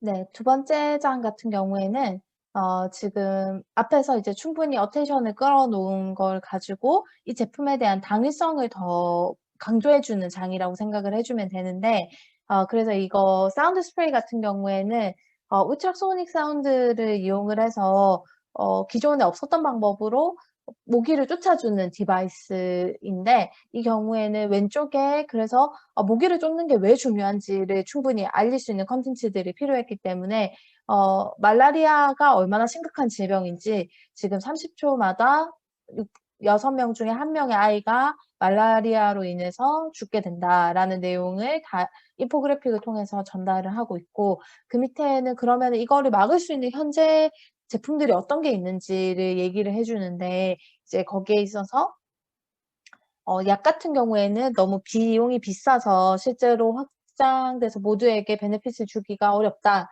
그리고 모기장 같은 경우에는 이게 계속 파손이 되기 때문에 유지 관리성이 좋지가 않다. 그리고 그 모기를 쫓는 스프레이 같은 경우에는 되게 그 성분 자체가 독성이 있기 때문에 아이들에게 좋지 않다라는 내용으로 우리가 왜 새로운 제품이 필요한지에 대해서 어떤 설득을 한번 하게 되는 건 거죠. 그랬을 때 우리의 사운드 스프레이를 사용을 하면 이런 점이 좋다. 우리는 울트라소닉 사운드를 사용을 하는 거다. 그래서 어 그 독성이 없다. 그리고 이 셀프 제너레이팅 시스템을 쓰기 때문에 서스테이너블하게 지속 가능하게 하나를 주면 이 사람들이 계속 쓸 수 있다라는 점을 강조를 한 보드의 구성입니다.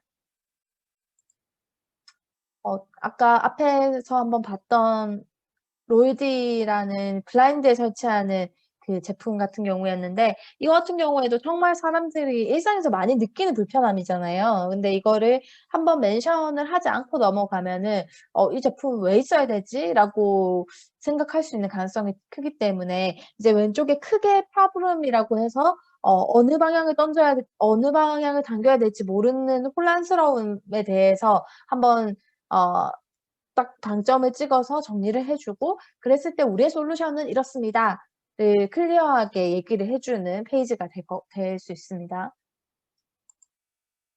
네. 이거는 앞에서 한번 설명드렸죠. 이거 역시 왼쪽에 프로블럼, 솔루션 이런 식으로 배치를 해서 액츄얼 스테이트먼트에서 이제 중요한 것이 너무 현재의 문제점들만 설명을 하고 만약에 넘어가 버리면 더 이상 우리 제품을 에 대한 할애가 없어지는 기 때문에 근데 아시다시피 우리가 5 장밖에 없는 상황에서 한 장 한 장은 정말 소중한 페이지에 가 되는 건 거거든요. 근데 여기서 우리의 제품에 대한 아무런 언급이 없이 넘어가 버리면 이미 또 여기까지 왔을 때 제품에 대한 더 이상의 궁금증이 생기지 않을 수도 있는 건 거죠. 그래서 최소 여기서 우리가 어떤 거를 풀려고 했다. 어떤 목적성을 가지고 있다. 우리 거는 뭐가 더 좋다라는 내용을 한 번 더 언급을 해 주는 게 굉장히 중요합니다. 이거 같은 경우에는 그 밀링 머신이라고 해서 뭐 여러분들이 크게 볼 일은 많이 없을 것 같은데 공장에서 쇠를 깎아 주는 기계예요. 근데 이제 기계 디자인을 했던 내용인데 이거 같은 경우는 어 되게 클리어하게 과거의 모델과 우리가 새롭게 디자인한 모델을 같이 배치를 해 하고 그 각각 요소에 있어서 우리가 어떤 부분에 있어서 임프루브먼트를 줬는지를 크게 텍스트를 배치를 해서 굉장히 대조적으로 우리가 훨씬 더 좋아졌다는 거를 잘 전달을 하게 되는 건 거죠.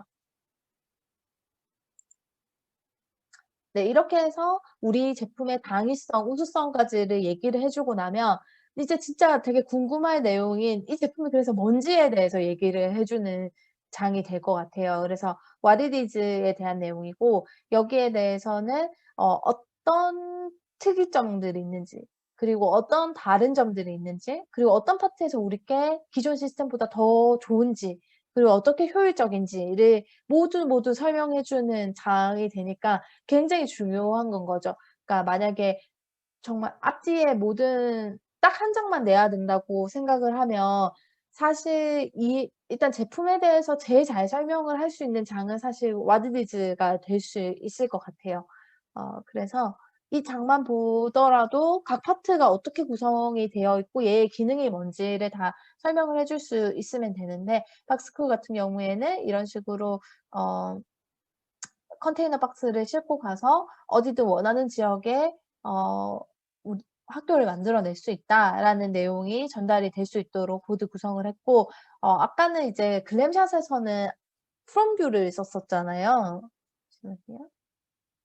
이런 식으로 이제 전면 뷰를 써 가지고 기능의 뒤에 이제 실질적인 기능을 수행하는 파트들이 거의 다 뒤에 있었기 때문에 여기를 이제 두 번째 장에서는 앞쪽 뷰를 쓰지 않고 뒤쪽을 메인 뷰로 써서 우리가 이게 인디펜던트한 시스템을 구축하기 위해서 어떤 요소들이 시스템 내에 포함되어 있는지를 설명을 해줄 수 있게 포지셔닝을 했습니다. 여기 이거 아까 그 빛깔대기라고 얘기했던 그 제3 세계를 위한 그 조명 시스템 같은 경우에도 보다시피 각 파트에 대한 설명이 다 들어가 있고 그렇게 했을 때 "우리의 키 피처는 이렇습니다."라고 한 번 더 정리를 해 주게 되죠. 그래서 오른쪽에 보면은 얘는 설치하기가 쉽습니다. 그리고 얘는 만들기가 굉장히 저렴한 가격에 만들 수 있습니다. 그리고 어 그 "자연빛보다 훨씬 더 밝습니다."를 이제 강조해 주는 건 거죠. 그리고 마지막에 한 번 더 비교 우위에 있어서 우리가 그냥 홀을 뚫어 놨을 때랑 얘를 설치했을 때랑 비교해 보면은 "빛의 밝기가 9 배나 더 밝습니다."라고 아주 크게 그 설명을 딱 적어 놓음으로 해서 만약에 처음 딱 이 페이지를 본 사람이 다른 건 기억에 남지 않아도 이 문장 하나만큼은 마지막에 기억이 될 수 있도록 페이지 구성을 진행을 했어요. 네. 이거 같은 경우에는 아까 보셨던 스노우 에너지 같은 경우에도 아까 그 휴미코타에서도 비슷한 구조를 했는데 exploded view라고 해서 얘가 분해된 뷰를 배치를 하고 그래서 안에 내부 파트까지 잘 설명을 해줄 수 있게 하고 그렇게 했을 때 각 파트에서 뭔가 기능적으로 필요한 부분들이 있다면 얘가 뭐 여기에 이렇게 핸들을 배치를 했는데 이게 잡을 수도 있고 걸 수도 있어요. 뭐 이런 것들까지도 같이 디테일하게 보여줄 수 있는 건 거죠. 그리고 생각보다 제품의 정확한 프로파일 외형을 보여줄 수 있는 페이지들을 따로 구성하기가 굉장히 힘들기 때문에 보통 뭐 What is this 페이지에 이런 식으로 프론트 사이드 백뷰를 이렇게 배치를 해서 제품의 디테일한 이미지들을 볼 수 있는 영역을 조금씩 구성을 하게 됩니다. 네. 이거 같은 경우에도 아까 스트링 쿨러도 비슷한 식으로 다 배치가 되어 있죠. exploded view를 메인으로 넣고 각 파트가 어떤 식으로 활용이 되는지. 내용을 보면은 되게 어 사실 이게 만약에 버벌 프레젠테이션의 경우에는 하나하나가 다 한 장씩으로 배치가 됐었어야 되는 들인데 이거를 스케일을 조금씩 줄이고 내용의 하이라키를 준다라고 하는데 어떤 거를 제 메인으로 보고 그다음에 서브로 어떤 내용을 보게 할 건지를 계획을 세워서 페이지들을 구성을 하게 됩니다. 이 마사이 케인 같은 경우에는 밑에 지팡이 부분은 수공예로 만들고 위에 핸들 부분은 IoT가 결합된 기술을 활용을 해서 이제 두 개를 잘 결합을 한다. 스마트한 시스템으로 결합을 한다라는 내용이 중요했기 때문에 와디디스 페이지에 역시 exploded view가 들어갔지만 얘를 어떻게 체결을 하는지 뭐 이런 것들이 쪼끔 더 자세히 들어가게 되는 것 같아요. 네. 그래서 네 번째로 넘어와서 How it works에 대한 부분에 있어서는 주로 이제 저희가 섹션 뷰 같은 것들을 적극적으로 활용을 하고 필요하면 테크니컬 드로잉 같은 것들이나 뭐 그런 것들로 이게 실제로 구동하는 제품이다. 실제적인 어떤 기술로 충분히 구현 가능한 제품이다라는 설득력을 높이는 작업을 하게 되는데 이 페이지도 굉장히 한 게 이제 실제 심사하는 입장에 있어서 이 제품이 얼마나 현실적인 그런 제약들을 다양하게 고려를 해서 나온 솔루션인지가 굉장히 중요한 관점이 될 수 있기 때문에 엄청나게 저희가 시간 투자도 많이 하고 공도 많이 들이는 페이지가 되고 있었어요. 그래서 여기에 주로 이제 들어가는 내용들이 테크놀로지가 어떤 게 쓰였고 매뉴팩처가 중요한 내용들에 있어서는 매스 프로덕션 방법이 어떻게 되는지 그리고 우리께 왜 되게 효율적인 시스템 스트럭처를 가지고 있는지 그리고 머티리얼들을 어떤 걸 사용하고 있는지 뭐 이런 것들을 빠짐없이 다 요소를 배치를 하게 되어 있습니다.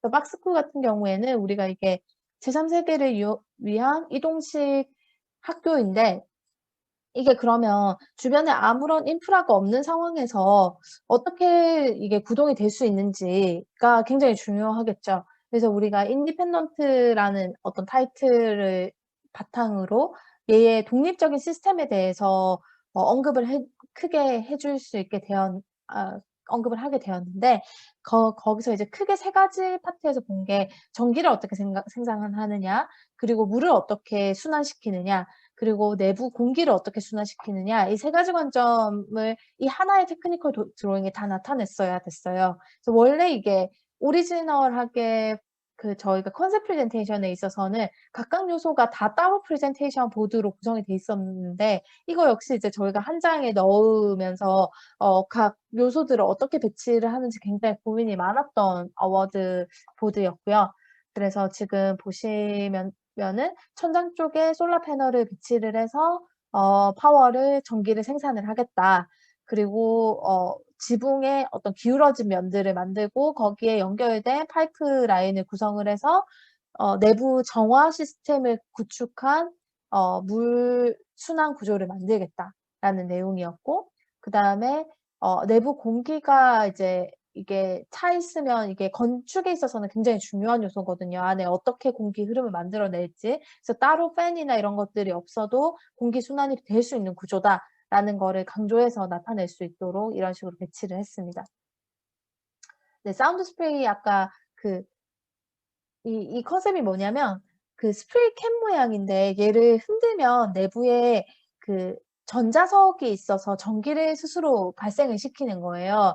그리고 거기서 발생된 전기를 가지고 울트라소닉 사운드를 모기가 싫어하는 울트라소닉 사운드를 발생을 시켜서 이제 모기를 쫓는다라는 개념인데 여기서 이제 재밌는 포인트가 기존의 이 쉐이킹하는 액션이 보통 우리가 스프레이 쓸 때 항상 쉐이킹을 하잖아요. 근데 그거랑 똑같은 형태로 만드는데 그걸로 인해서 사람들이 자연스럽게 흔드는 행위가 어색하지 않도록 누구든 이 제품을 보면 일단 흔들 수 있도록 설계를 해 놓은 다음에 거기서 나오는 게 그 친환경적인 그러니까는 톡식하지 않은 것들이 나와서 똑같은 기능을 수행할 수 있게 해 주는 게 되게 중요했었었기 때문에 그거 역시 어떤 파트들이 내부에 설계가 되어서 그게 가능하게 할 수 있는지를 이 도표를 통해서 전달을 하고 있습니다.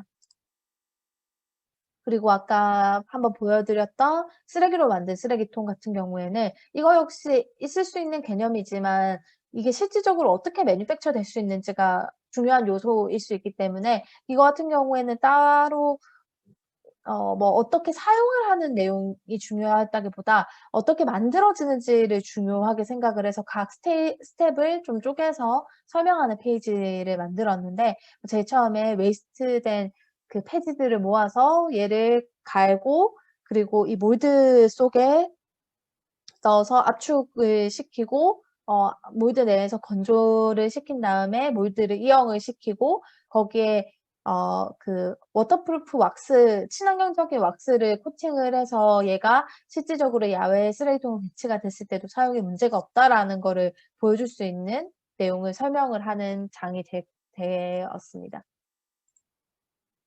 네, 그리고 아까 보셨던 빛깔대기 같은 경우에도 이게 되게 과학적인 어떤 테크닉들을 바탕으로 한 내용이어서 이런 굴절 빛이 어떻게 들어와서 어떻게 굴절이 돼서 내부에 왜 더 밝아지는지를 보여줄 수 있는 시스템을 구성을 했어요. 약간 거의 과학 일러스트레이션에 가까운 내용이었던 것 같아요.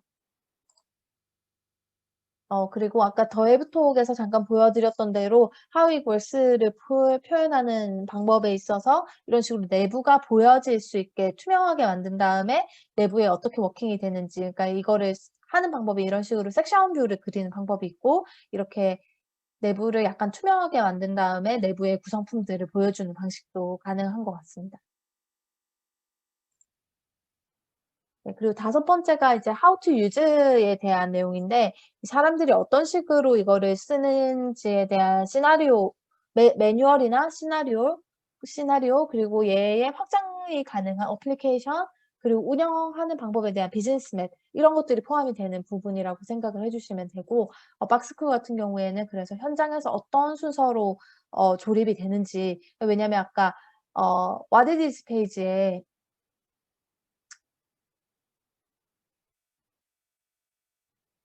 네. 이런 식으로 그냥 컨테이너가 두 대만 가서 "이런 식으로 됩니다."만 보여줬지 실질적으로 어떻게 되는지는 전혀 모르고 있는 상황이잖아요. 그렇기 때문에 이제 이런 장들을 배치를 해서 모든 시퀀스를 보여주게 되는 건 거죠. 그래서 이 상태로 shipping이 돼서 내부에 모든 자재들이 들어있고 이걸 꺼내서 프레임에 어태치를 한다. 그리고 이런 식으로 확장할 수 있다까지를 보여주는 매뉴얼이 될 것 같습니다. 그리고 또 하나 어플리케이션에 있어서도 굉장히 중요한데 앞에 얘기 드렸던 것처럼 어떤 보드 5장을 구성하는 데 있어서 약간의 기승전결이 있어야 돼요. 그래서 처음에 우리가 그 글램샷을 배치를 함으로써 호기심을 자극을 하고 기를 만들어내는 건 거죠. 사람들이 더 내용을 보고 싶게끔 만드는. 그래서 내부에 뭐 그 뒤에 따라오는 What it is 페이지나 How it works 페이지 같은 것들을 배치를 해서 내용에 대한 충분한 이제 이해도를 갖게 한 다음에 마지막에 그래서 이 제품에 대한 기대치를 최대치로 만들어 놓는 것도 굉장히 중요하거든요. 그래서 얘의 확장 가능성 대해서 충분히 보여줄 수 있는 페이지를 구성을 해서 단순히 이렇게 작은 학교 하나만 만들 수 있는 게 아니라 우리는 이 조합을 더 다양화시키며 6 개로는 이런 라이브러리도 만들 수 있고 6 개가 아니라 더 작게 하나만 가면은 작은 오피스처럼도 쓸 수 있고 그다음에 조합에 따라서 플레이그라운드를 만드는 역할도 할 수 있다라고 해서 제품의 우수성을 한 번 더 강조를 해 주는 역할을 하는 건 거죠.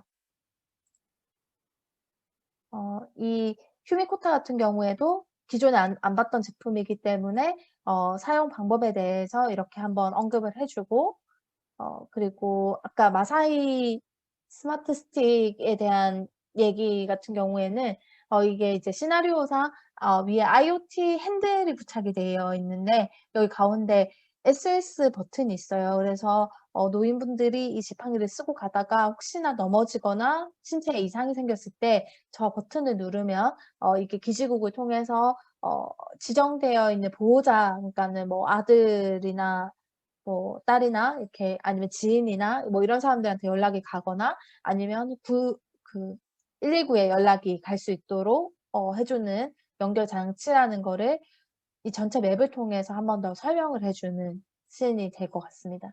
그래서 이 씬 간단한 일러스트레이션이지만 이걸 통해서 이 파트가 어떤 시스템을 통해서 구성이 되어 있는지도 이해를 할 수 있고 또 사용자가 어떤 상황에서 어떤 액션을 취해야 되는지도 알 수 있게 되겠죠.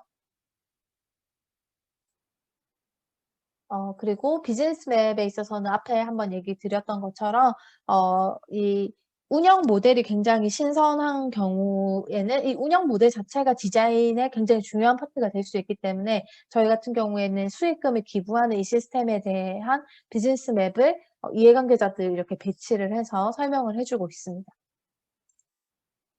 그리고 뭐 아까 그 밀링 머신 디자인 같은 경우에도 토탈 디자인이라는 카테고리를 이제 How to use 섹션에 넣어서 이게 단순히 하나의 제품이 디자인이 된 게 아니라 아이덴티티랑 프로모션 키트랑 이게 모두가 하나의 그 통합된 시스템으로 돼서 회사의 그 아이덴티티를 제고시킬 수 있는 시스템이 됩니다라는 거를 한 번 더 이 페이지를 통해서 전달을 할 수 있게 되고요.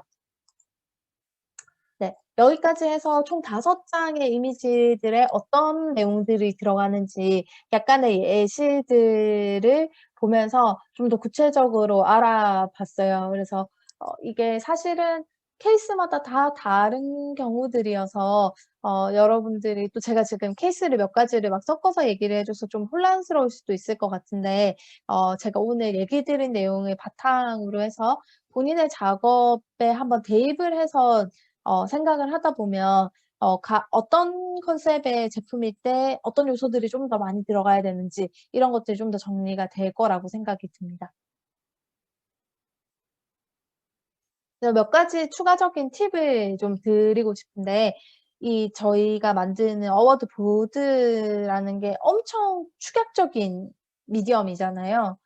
그래서 한 장에 멀티플하게 굉장히 많은 내용들이 섞여서 들어가기 때문에 그 요소들을 어떻게 잘 조합하는지가 되게 중요하고 사실은 텍스트 한 줄 뭐 공간 하나도 허투루 쓸 수 없는 시스템으로 되어 있어요. 그랬을 때 어떤 요소들을 활용을 하면은 그거를 좀 더 깔끔하게 표현할 수 있고 풍부하게 표현할 수 있는지를 나름의 노하우를 조금 전수를 드리고자 합니다. 네, 첫 번째 팁은 백드랍을 적극적으로 활용을 하라는 건데 배경이 주는 정보는 어마어마하게 많아요. 그러니까 첫 번째 글램샷에 있어서 그냥 아름다운 이미지 하나를 그 렌더링을 이렇게 넣어 놓을 수도 있지만 이게 어떤 환경에서 쓰이는지 그리고 어떤 사람들이 쓰는지를 합성을 통해서 조금만 표현을 해 놓으면 사람들이 이 이미지 한 장을 보고도 얻는 정보가 엄청나게 많아지겠죠. 그래서 박스크 같은 경우에는 '아 주변에 아무것도 없는 환경에서 쓰는 거구나. 학생들이 뭔가 머무는 공간이구나.' 이런 이미지들을 간접적으로 느낄 수 있게 되는 건 거죠.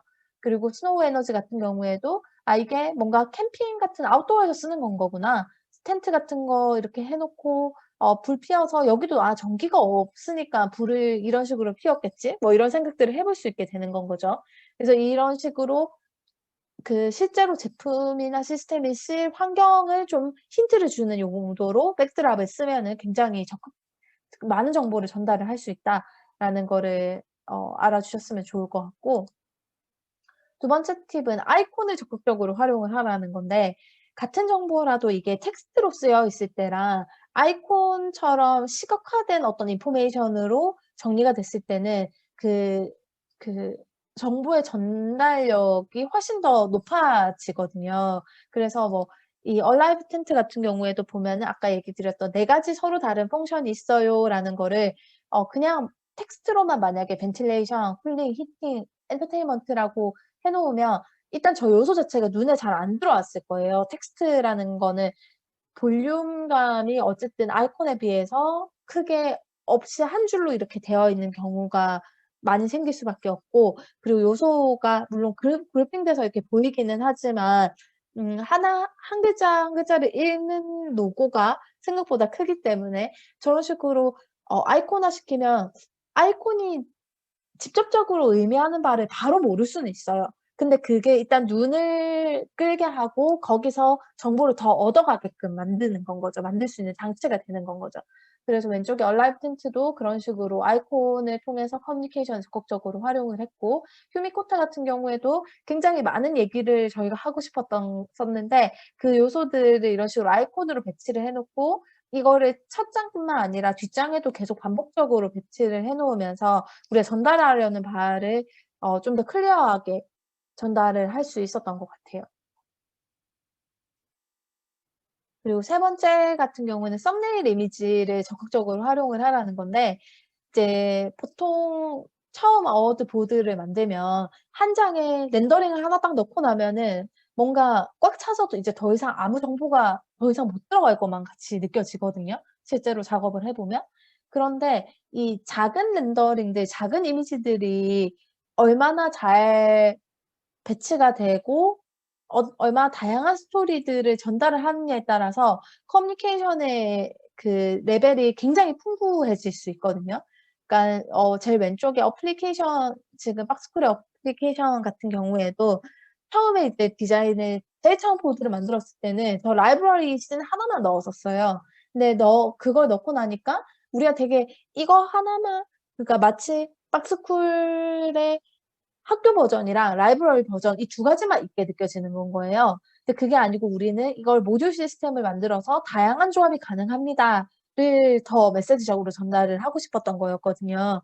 그래서 이거를 섹션을 라이브러리를 좀 더 위쪽으로 올려 놓고 아래쪽에 작지만 다양성이 있는 모습들을 시퀀스를 더 많이 추가를 해 줬고요. 그리고 여기 옆에 스노우 에너지 같은 경우에도 이 한 씬에 지금 제품이 제일 메인으로 들어가는 거 하나, 그다음에 프론트 사이드 들어가는 거 세 가지, 그다음에 이 홀딩 포지션이 다른 거 두 가지 해서 총 6개 정도의 제품이 들어가 있는 건 거예요. 근데 그 썸네일에서 의미하는 바들이 이 제품을 충분히 잘 설명을 할 수 있었기 때문에 좁은 구간이지만 이 제품의 특장점에 대해서 충분히 잘 커뮤니케이션을 할 수 있었다고 생각을 해요. 더웨이브톡 같은 경우에도 마찬가지죠. 모듈이 어 그 메인 되는 카메라 모듈의 파트를 자세히 설명하는 것 플러스 그다음에 아래쪽에 또 제품 두 개를 작지만 제품 두 개를 더 배치를 해서 이게 떨어져 있을 때 모습, 그리고 어떻게 서로 체결이 되는지를 보여주고, 그다음에 또 오른쪽에 제품 모듈들을 각각 배치를 하고 모듈이 체결된 모습까지 배치를 했죠. 이런 식으로 작은 렌더링들을 잘 배치를 해 주면 생각보다 한 페이지에서 정말 많은 얘기들을 할 수 있다는 거를 잘 알아주셨으면 좋을 것 같아요. 그리고 네 번째는 멋진 화살표를 잘 써 주면 이거 역시 어떤 다이나믹을 얘기를 해 주는데 굉장히 좋은 메소드가 된다는 거를 알면 좋을 것 같은데, 어 우리가 동영상이랑 다르게 이 스태틱한 미디엄들에 있어서는 어떤 움직임을 표현을 해줄 수가 없잖아요, 사실상.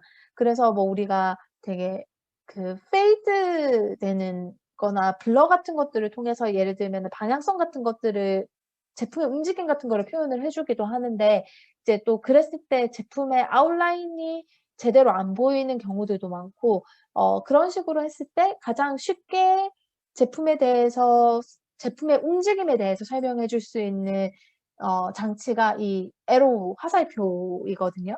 그래서 그냥 단순히 생각하면은 뭐 화살표가 뭐 그냥 뭐 이렇게 그 선후 관계를 나타내는 그냥 그런 정도의 엘리먼트라고 생각을 해줄 수 있는데, 화살표를 잘 쓰면 지금 뭐 첫 번째 이 사례 같은 경우에는 이 외부의 빛을 다 끌어다 모읍니다. 그래서 안에서는 증폭이 돼요라는 거를 이런 식으로 표현을 해줄 수도 있고, 그래서 이 제품의 기능 자체를 설명을 해줄 수도 있고, 지금 여기 있는 건 대부분의 그런 식인 것 같아요. 제품의 기능에 대해서 얘기를 해주는 에로우들이었던 것 같고, 지금 앞에 사례에서 보면 뭐 이런 식으로 푸시 부분에 있어서 화살표를 둬서 제품의 움직임을 얘기를 해줄 수 있는 부분도 있고,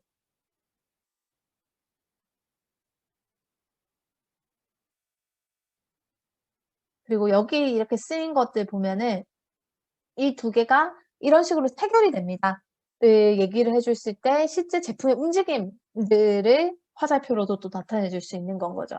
그래서 화살표는 되게 우리가 스태틱한 이미지를 쓰고 있기 때문에 제품의 움직임이나 기능을 충분히 설명하지 못할 때 정말 중요한 요소로 잘 활용이 된다라는 거를 생각을 해 주면서 본인의 제품이나 아이디어에 저런 움직임에 대한 요소가 좀 필요한 경우에는 이런 화살표들을 잘 배치를 해서 적극적으로 활용을 해줄 수 있기를 바라요. 그리고 다섯 번째는 텍스트에 대한 이슈인데, 보드를 구성을 하다 보면 사실 텍스트가 거의 안 들어가는 이미지가 제일 좋은 이미지기는 해요. 그러니까 텍스트 없이도 '나는 이미지로만으로도 충분히 다 커뮤니케이션하고 있다.'라고 할 수 있는 거니까. 근데 실질적으로는 거의 불가능합니다. 해 보면 사람마다 이미지를 이해하는 방식이 다르기 때문에 반드시 어떤 오해가 생기지 않도록 더블 장치로서라도 텍스트를 꼭 쓰게 되는데, 문제는 이제 이 한 페이지를 사람들이 볼 때 그렇게 많은 시간을 투자를 하지 않고 이렇게 스크리닝 하듯이 보고 넘기는 경우가 많다라는 전제를 두고 보드를 구성을 하는 게 사실은 필요하기 때문에, 텍스트를 많이 써 놓더라도 그중에 '정말 봤으면 좋겠다.'라는 텍스트들은 충분히 강조를 많이 해 주는 것들이 중요해요. 그래서 지금 보면은 아까 그 왼쪽에 이제 그 빛깔대기 보드 같은 경우에는 여기에서 제일 눈에 띄었으면 좋겠는 거는 "우리가 이걸 쓰면 다른 거 안 썼을 때보다 9 배가 더 밝습니다."를 제일 강조를 해 주고 싶었기 때문에 아래쪽에 이렇게 크게 사이즈적으로 일단 크게 배치를 했었고, 그 외적으로 두 번째로 눈에 띄었으면 좋겠는 게 두 번째 작은 글씨들로 마킹을 해준 내용들이겠죠. 그 와중에 또 작게 들어간 디스크립션에 있어서도 더 키워드들을 추출을 해줄 수 있으면 좋을 것 같아서 빨간색 볼드 글씨들로 좀 더 중요한 내용들을 하이라이트를 해 주는 건 거죠. 그렇게 했을 때 그냥 똑같은 폰트 사이즈와 폰트 컬러로 설명을 해 놓은 것보다 훨씬 더 어 정보를 받아들이는 방식이 빠르고 효율적이 되니까 꼭 한번 마지막 단계에서 내가 강조하고 싶은 내용이 뭔지에 대해서 체크를 해 주는 게 좋아요. 그리고 오른쪽에서 보면은 그 스노우 에너지 같은 경우에는 그 텍스트의 크기나 볼드뿐만 아니라 컬러를 가지고도 인포메이션을 한 번 더 레이어링을 한 건데, 오른쪽 위에 보면은 셀프 제너레이티드 에너지 뭐 템퍼레처 디퍼런스 같은 경우에는 그린 색깔로 해서 '아 이게 약간 친환경적인 제품이다.' 이런 뉘앙스를 좀 준 건 거고요.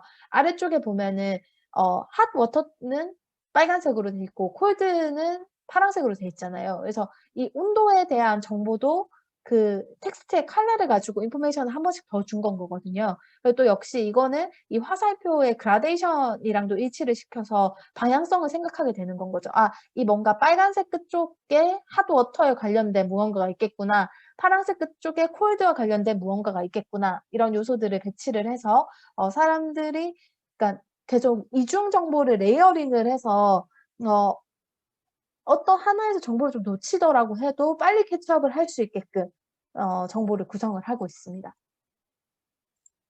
네, 이런 식으로 팁들을 잘 활용을 하면 커뮤니케이션이 굉장히 좋은 퀄리티의 커뮤니케이션을 할 수 있는 보드들을 여러분도 만들어낼 수 있을 거라고 생각을 해요. 그랬을 때 이제 여러분들이 지원해 볼 수 있는 디자인 어워드들을 크게 얘기를 해 주면 어 보통 디자인 세계 디자인 3대 어워드 뭐 이런 식으로 얘기를 하는데 사실 그 3 대가 어디서 나온 건지는 아무도 잘 모르기는 해요. 근데 그만큼 이제 국제적인 공신력을 가지고 오래된 역사를 가진 디자인 어워드라고 볼 수 있을 것 같아요. 그래서 이거 외에도 국제 어워드 국내 어워드도 요즘은 질이 많이 좋아지고 있는 경향을 가지고 있기 때문에 여러분들이 어 이번 방학을 통해서 한번 타임라인을 한번 보신 다음에 어플라이 할 수 있는 어워드들을 한번 찾아볼 수 있으면 좋을 것 같고 만약에 잘 모르겠으면 일단 한번 크게 도전을 해 보는 것도 되게 좋은 시도일 것 같아요. 그래서 IDA 미국의 IDA 어워드, 독일의 레드닷 어워드, 그리고 독일의 IF 어워드 이 세 가지가 큰 메이저한 어워드라고 보시면 되는데 이 내부에도 되게 어워드가 또 많이 나눠져 있어요. 그래서 어 IDA 어워드 같은 경우에도 예전에는 스튜던트 카테고리가 따로 있었는데 지금은 제가 또 확신은 못하지만 어쨌든 스튜던트 카테고리나 어워드가 따로 있는 경우도 많고 레드닷 같은 경우에도 프로덕트 어워드, 뭐 커뮤니케이션 어워드, 그다음에 컨셉 어워드 뭐 이런 식으로 다 속성이 나눠져 있어서 각 카테고리별로 뭐 예를 들어서 브랜드나 그래픽 관련된 거는 커뮤니케이션 어워드에 제출을 할 수 있게 돼 있고 뭐 UX 같은 경우에도 커뮤니케이션 어워드에 제출할 수 있게 돼 있고 실제로 양산에 성공한 제품에 한해서 프로덕트 어워드에 제출할 수 있게 돼 있고 양산이 되지 않았지만 새로운 생각들에 대해서는 컨셉 어워드에 제출을 할 수 있습니다. 그리고 IF 어워드 같은 경우에도 IF 어워드 내에 유니버설 어워드라고 해서 어떤 그 사용자의 유니버설한 타겟을 바탕으로 한 디자인 아웃풋에 대한 어워드만 제출할 수 있는 어워드가 따로 있고요. 그리고 여기도 뭐 커뮤니케이션 관련된 그러니까 비주얼적인 것들에 해당되는 커뮤니케이션 어워드가 따로 형성이 돼 있고 프로덕트 어워드도 따로 있었던 걸로 기억을 해요. 그래서 이제 여러분이 어워드를 지원을 해볼 때 제일 처음 해야 되는 것들이 이런 어워드들을 들어가서 어떤 카테고리들이 있고 얘네들이 어떤 파트들을 보면서 어 그 어떤 부분에 있어서 주안점을 두고 있는지를 처음에 체크를 해야 내가 적합한 어워드에 지원을 할 수 있게 되는 건 거예요. 그래서 이 웹사이트들에 들어가면 정보의 구성이 잘 되어 있기 때문에 처음 할 일은 이 어워드들의 웹사이트들에 들어가서 지금 어워드 진행 일자들이 어떻게 되어 있고 requirement 꼭 필요한 요소들이 뭐가 있고 그다음에 제출하려면 어떤 포맷으로 제출을 해야 되는지 이런 것들을 한번 처음에 알아보는 게 굉장히 중요해요. 그리고 공모전과 다르게 어워드는 내는 사람이 돈을 내게 돼 있어요. 그래서 근데 이제 출품비라는 거가 내는 시기에 따라서 좀 다르게 되어 있거든요. 그래서 학생 입장에서는 그 출품비를 지출하는 것 자체가 큰 부담이 될 수 있기 때문에 이게 얼리버드 프로그램이라고 해서 빨리 내면 빨리 낼수록 그 어워드 출품비가 싸거든요. 그래서 여러분들이 쪼끔 더 서둘러서 저런 식으로 얼리버드 기간에 제출을 할 수 있게 되면은 좀 더 실용적으로 어워드를 활용을 할 수 있게 되고 그리고 스튜던트 어워드 같은 경우는 제가 기억하기로는 출품비가 따로 없는 카테고리들도 있어요. 그래서 그런 거는 부담은 좀 덜면서 한번 도전을 해볼 수 있는 장치가 될 수 있을 것 같습니다. 그리고 두 번째는 그 얘기 드렸던 것처럼 어워드들끼리도 성격이 좀 다르고 어워드 내에서도 카테고리가 굉장히 세분화돼 있어요. 그러니까 같은 프로덕트 카 뭐 레드닷 프로덕트 어워드라고 봐도 프로덕트 내에서 뭐 홈 어플라이언스 그다음에 뭐 비이클 뭐 스마트 디바이스, 헬스 뭐 카테고리 뭐 이런 식으로 다 세분화되어 있기 때문에 그중에 어떤 카테고리에 지원하는지도 사실 수상에 관해서 큰 영향력이 있다고 볼 수 있는데 그러면 이걸 어떻게 알아보면 좋냐면 전년도 수상작들을 살펴보면 그게 힌트를 굉장히 많이 주겠죠. 그래서 뭐 보통은 각 사이트들에서 갤러리를 같이 운영을 하고 있기 때문에 이전 연도까지의 모든 수상작들을 거의 다 볼 수 있게 되어 있어요. 그랬을 때 아이디어 어워드들은 주로 이런 아이디어에 대해서 크레딧을 더 많이 주는구나. 그리고 이런 내 제품은 이 카테고리에 적합했겠구나를 좀 서치를 충분히 해본 다음에 어플라이를 해야 수상 가능성이 높아집니다. 그리고 어워드를 준비를 해 보면 지금 제가 얘기 드렸던 앞에 5가지 카테고리에 맞춰서 내용들을 준비를 하다 보면 아마 컨셉 자체에 대한 부족한 부분도 굉장히 많이 보일 거예요. 그래서 이 어워드를 내는 게 그냥 단순히 결과물을 그냥 서브미션 했다는 데 의의를 두는 것보다는 이 어워드 준비를 하면서 내 디자인 컨셉에 있어서 부족한 부분이 뭐였는지를 좀 더 리파인하는 단계로 가졌으면 좋고, 그와 동시에 커뮤니케이션에 있어서 제가 앞에 보여드렸던 것처럼 굉장히 많은 시간 투자와 리파인이 있어야지만 같은 디자인 결과물을 가지고도 이게 수상이 될 때도 있고 안 될 때도 있어요, 정말로. 그렇기 때문에 커뮤니케이션 하는 데 많은 공을 들이면서 계속 리파인을 한다라는 생각을 가지고 접근을 하는 것이 좋을 것 같습니다. 그리고 네 번째는 좀 어 디자인의 어떤 도덕적인 문제에 관련된 걸 수도 있는데, 그 어워드를 제출을 할 때 이 디자인에 참여했던 사람들에 대한 리스트들을 적게 돼 있어요. 그래서 이게 뭐 예를 들면은 지금 아직 학생 여러분들 같은 경우에는 어워드를 제출하는 그런 내용이 거의 대부분 클래스의 결과물들이나 아니면 뭐 친구들과 함께 협업했던 작업들이 많을 수 있거든요. 그런 경우에는 이 크레딧을 꼭 공동으로 가질 수 있도록 모든 디자인에 대한 참여자들이 협의가 된 상태에서 어워드를 진행을 해야 나중에 문제가 생기지 않기 때문에 그 부분에 있어서 항상 솔직할 수 있도록 잘 했으면 좋겠습니다.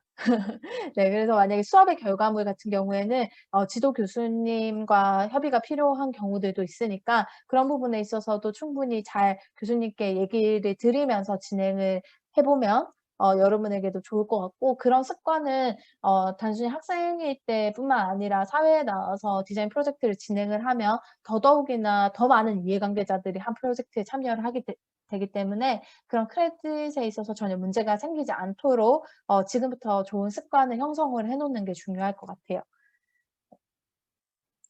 네. 이렇게 해서 제가 디자인에 대한 커뮤니케이션 방법, 그러니까 커뮤니케이션의 중요성, 그리고 커뮤니케이션의 대상, 그리고 커뮤니케이션의 방법, 그리고 그중에 있어서도 특별히 디자인 어워드에 있어서의 어떤 커뮤니케이션이 중요한지에 대해서 전반적으로 한번 얘기를 쭉 전달을 드렸어요. 그래서 아 사실 직접 가서 이렇게 세미나를 했으면 좀 더 여러분들이 어떤 부분에 있어서 궁금한지 실질적인 얘기를 더 많이 전달 드릴 수 있었을 것 같아서 많이 아쉽기도 하고, 사실 이렇게 녹화로 진행을 하다 보니 저도 어색한 부분이 많아서 내용이 충분히 잘 전달이 됐는지 참 아쉬운 부분도 많은데, 여기까지로 해서 저의 세미나를 마치는 걸로 하고, 혹시나 앞에 내용에 있어서 궁금한 점이 있거나 추가로 좀 더 정보를 얻고 싶은 부분이 있다면 제 아래 여기 보여주는 이메일로 연락을 주시면 제가 성심성의껏 회신을 드릴 수 있도록 하겠습니다. 네, 그러면 지금 코로나 때문에 힘들었던 한 학기였을 텐데 여러분 모두 수고 많으셨고 어 아름답게 잘 종강할 수 있으면 좋을 것 같고, 여러분 앞으로 디자인에서 또 만나 뵐 수 있으면 좋을 것 같아요. 네. 들어 주셔서 감사합니다.